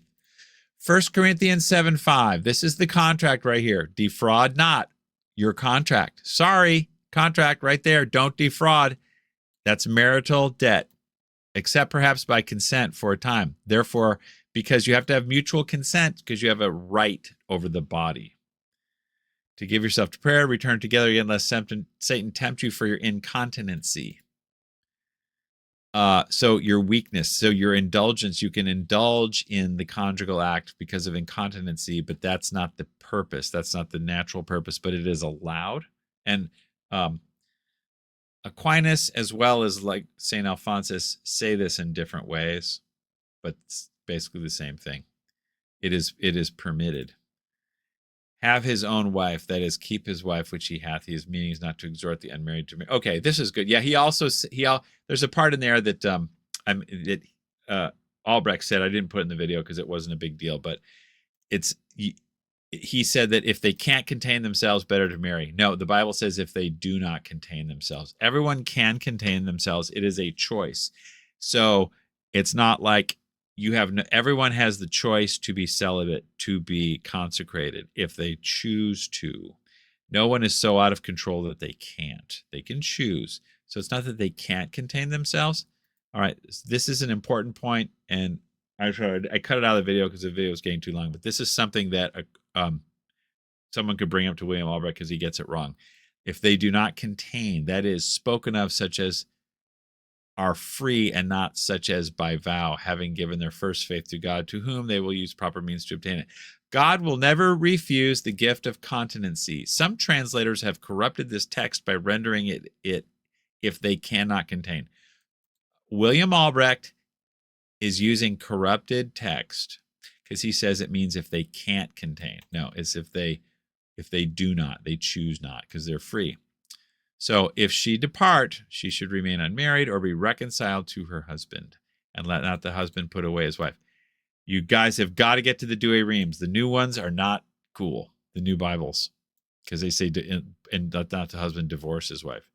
Because divorce means two things. It's the vincula, it's the bond, and it's also the board, the board, bed and board. Ecclesiasticals 5:4-6. Oh, this is pretty good. This is why this contract matters. These vows matter, and why marriage is a binding contract, a solemn contract, a contract God pays attention to. And no, you can't rip it up. It's not that kind of contract. It's a solemn contract. Listen to what God says to people who say, "Oh, I can separate," and it's because it's not a contract. When you vow a vow to God, do not delay in paying it, for he has no pleasure in fools. Pay what you vow, and what you vow is 1 Corinthians 7:5. Defraud not one another. You vow your body. That's what you vow. The right to your body for acts suitable for the generation of children, which are of themselves suitable. So independent biology. You vow the right to biology. That's what you vow. So you have to pay that. If you don't want to, don't do it. But since you wanted to, you did it. That's marriage. Sorry to be the bad cop, Pay what you vow. It is better that you should not vow, that you should vow and not pay. Wow, that's tough. Ecclesiastes right there. It's better that you should not vow than you should vow and do not pay. You got to be extra careful, you spouse. This is why you want to marry someone who is God-fearing, because they know if I don't do what I vowed, I'm really in trouble. And this is a contract that's black and white. And God knows that he knows the two sexes. He knows their temperaments. He knows their DNA. He knows everything about all of it, obviously. And he made the contract specifically. Don't reinvent this. You're going to be in big trouble if you do. We're already in big trouble because we've reinvented nature to say it's love. We're trying to make, we called the Department of War now as a Department of Defense. Now it's been made the Department of War again. And George Bush wanted to a kinder and gentler. You know what I'm saying? War is war. It's not kinder and gentler. You don't do that. And a vow is a vow. You can't make it kinder and the right over the body or you go to hell is not, you can't make it kinder and gentler. Charity perfects nature, but nature can't be perfected. It is what it is. You can make it better through charity, but nature exists and it doesn't change. Let not your mouth lead you into sin, and do not say before the messenger that it was a mistake. Oh yeah, I didn't quite know what I was saying. That's Canon 1095 too. I didn't quite know what I was saying when I made my vows. My wife said that in her annulment thing. Let not your mouth lead you into sin, and you do not say before the tribunal that it was a mistake. Why should God be angry at your voice and destroy the work of your hands? Don't make God angry, in other words. Don't do that. Bad plan. Don't pursue the annulment with this fake grounds. But they're all fake now, pretty much, because if it's a love-based thing. Again, if you married somebody who says we're going to have kids and it turns out they were physically impotent, that they weren't able to fulfill the contract. But if they were physically impotent, or they weren't, then there you go. Or they were a cousin and you didn't know it, or they were the twin and you didn't know it. But if the rest of the lion's share of these annulments, again, they went from 4 annulments in 1900 to 300 annulments a little later, and then 1967, 1972, 1981. 50,000, 80,000. That's what happened because we blew the lid off of biology and called it love. And it's everywhere you want it to be. And my marriage, if someone isn't capable of infinite, they're not capable of marriage. Yeah, that sounds about right. Okay. James 5:12. But above all, my brothers, do not swear either by heaven or earth for any other oath. Let your yes be yes, your no be no. You may not fall under condemnation. So if you say the vows, you can't get out of it. You don't want to get out of it. You want to go to heaven, so you ask for grace to deal. Like they say, don't despise the wife of your youth and keep your spirit. Do not despise her. Ask for grace. Super simple, right? You would be surprised it's not anymore because like, man, I'm just discerning that maybe my marriage isn't valid. If you make a vow to the Lord your God, you shall not delay fulfilling it. For the Lord your God will surely require it of you, and you will be guilty of sin. But if you refrain from vowing, you will not be guilty of sin. Yeah, like I said before, make it and do not delay in fulfilling it because God will require it. Do your deal. Honor your marital debt. If you should be careful to do what has passed your lips. For you have voluntarily vowed to the Lord your God what you have promised with your mouth. And it's permanent. And it's public, and it's written down in heaven, and it's written down at the diocese. Okay? So just because your bishop redefined marriage and said love wins, you're free to go. It's not. It's legitimate, but it's not real. It's still a violation of nature, even though it's legitimate. And the other weird thing is now what we do is we divorce without the bishop's permission. It's a violation of nature, and it's illegitimate. Catholics need to know their faith now. That's what I'm saying. This is why the internet is going to kind of save Catholics, because you're not going to get it from the status quo. And they're doing everything they can. The kind of stuff that I'm saying, or other people who have said stuff like I'm saying, not many people do. It's not addressed. It's not considered. It's just, these people are crazy and they call them from certain corners of the internet or whatever. We're just not going to go there. These are important canon laws. I got to take a break just a second. This is the canon law earlier I was talking about that William Albrecht, I don't believe, has any idea exists. So we need to get him a little schooling on this. This is important. Let me see if I can make it a little bit bigger. Yeah, okay, here. Canon 1401. Now, all this used to be linked together in the 1917 code all in one pile, but they broke it up in two canon laws in this 83 code, which makes it a little more confusing, but here I'm putting it together for you. But Canon 1401, by proper and exclusive right, the church adjudicates spiritual matters or those connected to spiritual matters, like separation of spouses. That's a spiritual matter because it involves the contract and the rights and natural law. All those matters which there is a question of sin. Is divorce a sin? Well, it depends. As William Albrecht said, if all those matters which there is a question of sin,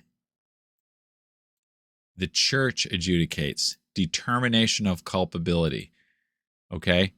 Exclusive right, the church determines the culpability. Canon 1671, marriage cases of the baptized belong to the ecclesiastical judge by proper right. So you have exclusive right for that about sin and culpability, and ecclesiastical judge for marriage cases. Right? Right. There it is. You can't, your marriage case about culpability, your separation is exclusively the ecclesiastical judge. That's what that means. There's no other way around it. That's what that means. And the Catholic status quo will say, oh, no, you're the judge. You get to be your own judge. Violation? No. This is why people they say we want accountability in marriage. Well, there it is. It's the bishop is the determiner of, he's the one who holds everyone accountable. And he's like, who, me? What contract? I don't know. I didn't do anything. It's contract fraud. If there's ever going to be a class action lawsuit, I think it'd be for contract fraud for the bishops. I'm not sure how that's going to work, but that's what I think. Canon 1696. The separation of spouses also concerns the public good. The separation of spouses, you say? Really? Okay. From what? Is there a contract or something? What do you mean? There's no, right? The promoter of justice must therefore always intervene. Canon 1696. Just like when you get an annulment, you have to have the defender of the bond. Every time you have a separation, you must have a promoter of justice, because it says do not defraud. 1 Corinthians 7:5. Do not defraud. I'm not defrauding. I have a legitimate right. I have a right to separate. Oh, really? Let's get the promoter of justice involved, and we'll talk to both sides and find out what happened. The he said, she said. That is the separation court that used to be in Laredo, Texas, and everywhere else until the White Album. And they kind of went, oh, I guess love wins. Oh, I guess there's no contract. Oh, let's forget the past. We're not going to talk about it anymore. Doesn't exist. There's no internet to hold us accountable. Okay. Hello, internet. What else we got? Oh, look, we got to the end of our notes. That's good. Now we're going to go to William Albrecht talking about yours truly. But right before we do that, this is typically the reason, the basis why a lot of people get the divorce and the annulment.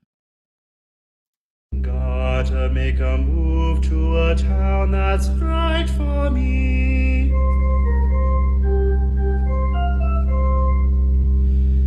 Town to keep me moving, keep me grooving with some energy.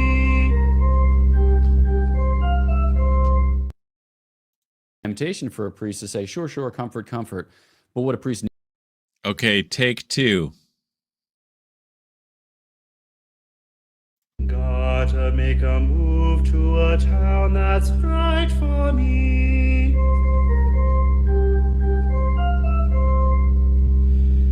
Town to keep me moving, keep me grooving with some energy.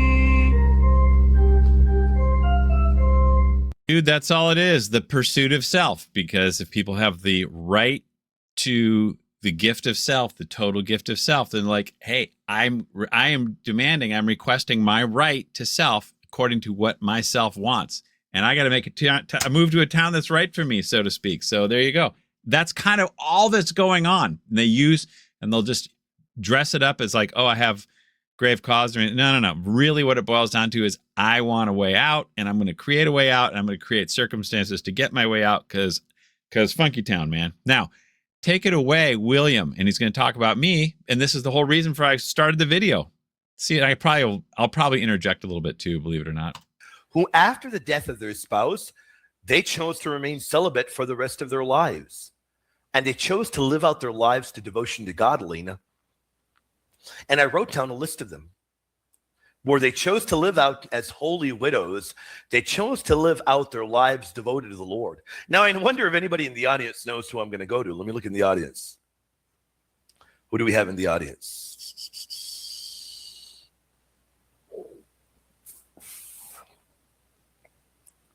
Me. He's looking at me. I have Buddy, so many who on questions. earth are you? Who on earth are you, buddy? Who on earth are you to be asking me private questions about my life? No, I'm not. I wasn't sure if he had ever been divorced, or he just seemed really bent on this whole, like, it's okay, it can be okay. So I figured either his sister had, or maybe he had, or who knows what, maybe his wife had. I don't know.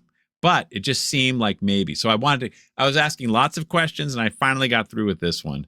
That's the one, because that's the easy one for him to kind of go after. Not divorced. Who on earth are you, buddy?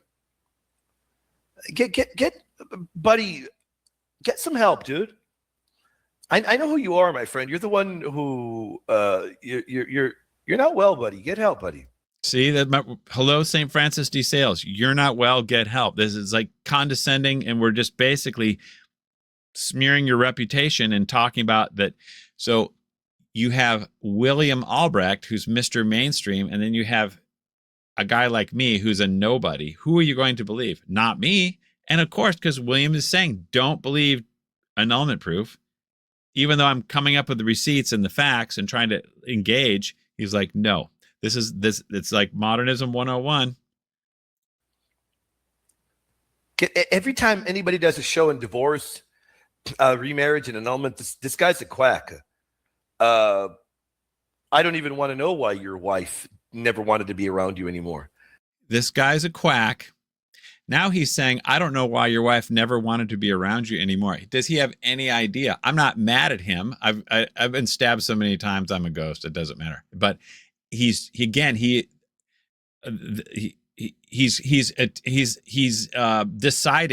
that he is in some sort of knowledge about what happened with my wife and I, or something. I mean, how does he know? Heck, someone asked my wife, why is she separated? It's hard. We're still waiting for the answer.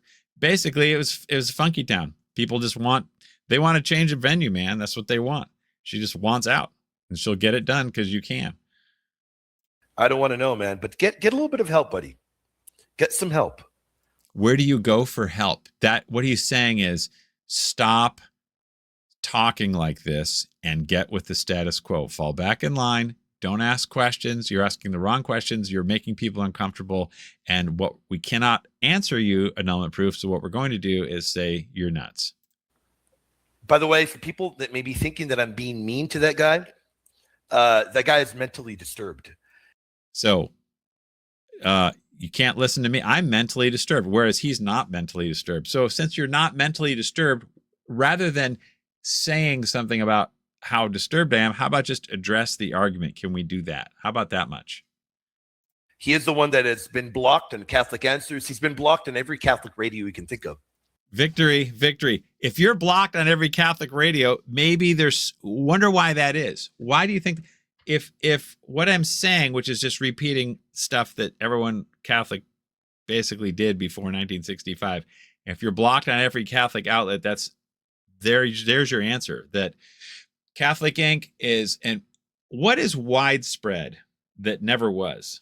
And the answer is NFP. That is why it's where NFP is, marriage is not. Marriage is not defined, and NFP is everywhere. Therefore, everyone's going to block you. And there's a lot of people who agree with me, but they don't articulate it, or they don't come out on the internet and do it, or they have no standing and they got nothing. So it's really hard to get it out there.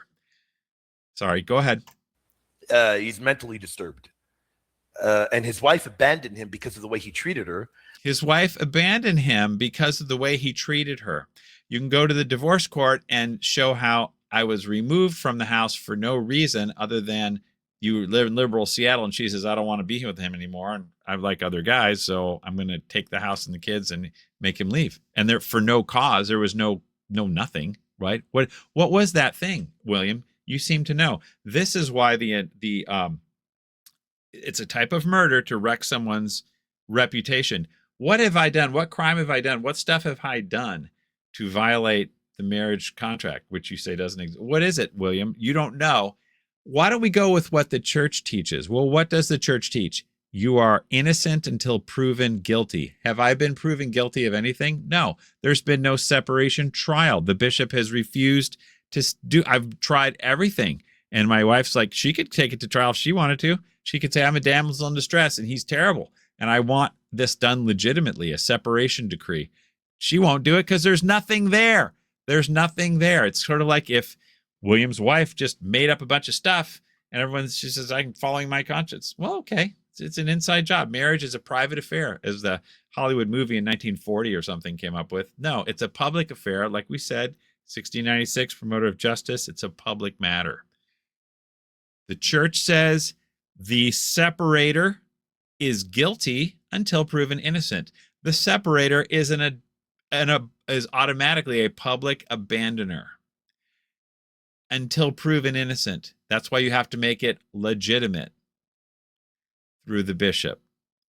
So if we are to follow what the church teaches, William is way out of line because he is saying he's accusing me of guilt. But the church says I'm innocent because I've never been proved of any guilt. I've just been, doing my job, loving my spouse, taking care of my kids, paying for everything. But he says I'm not. So who is he to judge? Is he the bishop? No.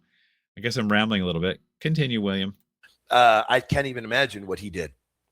You can't imagine what he did. Why not? I'm sure you can. It's not hard to imagine. You're saying that you're insinuating, like DeSales said, if you read more closely in that the notes I wrote about what DeSale says about reputation, when you insinuate, that's really bad. You're saying, well, all I know is I wouldn't want to be in his shoes when on Judgment Day. Okay, you're saying something, you did something really bad. So you're saying, I can't imagine how bad annulment proof treated his wife. Okay, what was the thing? What did I do? What was so bad? You can't imagine it? That's really bad. I wonder what it was. Anybody? No, there's like nothing there, which is why there's no separation trial, because there would be nothing. She doesn't have to, because the bishop's like, who cares? Hello, that's why the birth of annulment proof came out. That's why I started making the videos, because I'm like, there's a rat here. There's something is fishy. This is not cool. Where's the justice? Why do we have all these annulments? Why do we have all these no-fault separations? Isn't divorce a sin? That's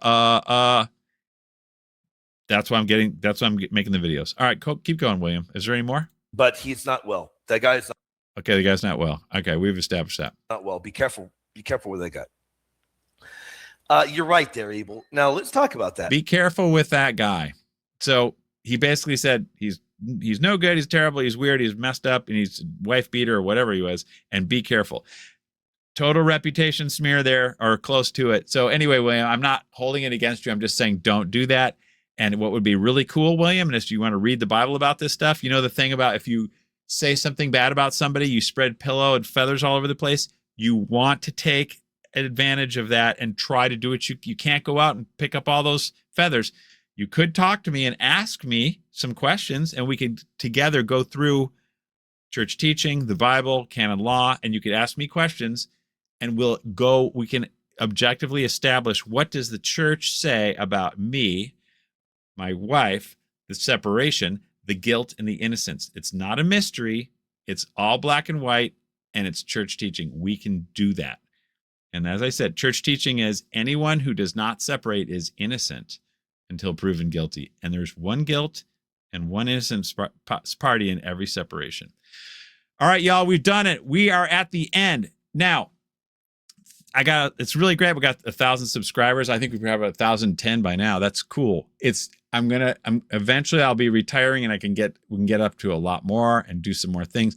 You guys have any ideas or stuff you want me to talk about, or do you want to come on the show and we'll talk? No problem. Get your webcam going. Anyway, as you know, if you're not against NFP, you're not on the team. So go out there and stay toxic. Crybully.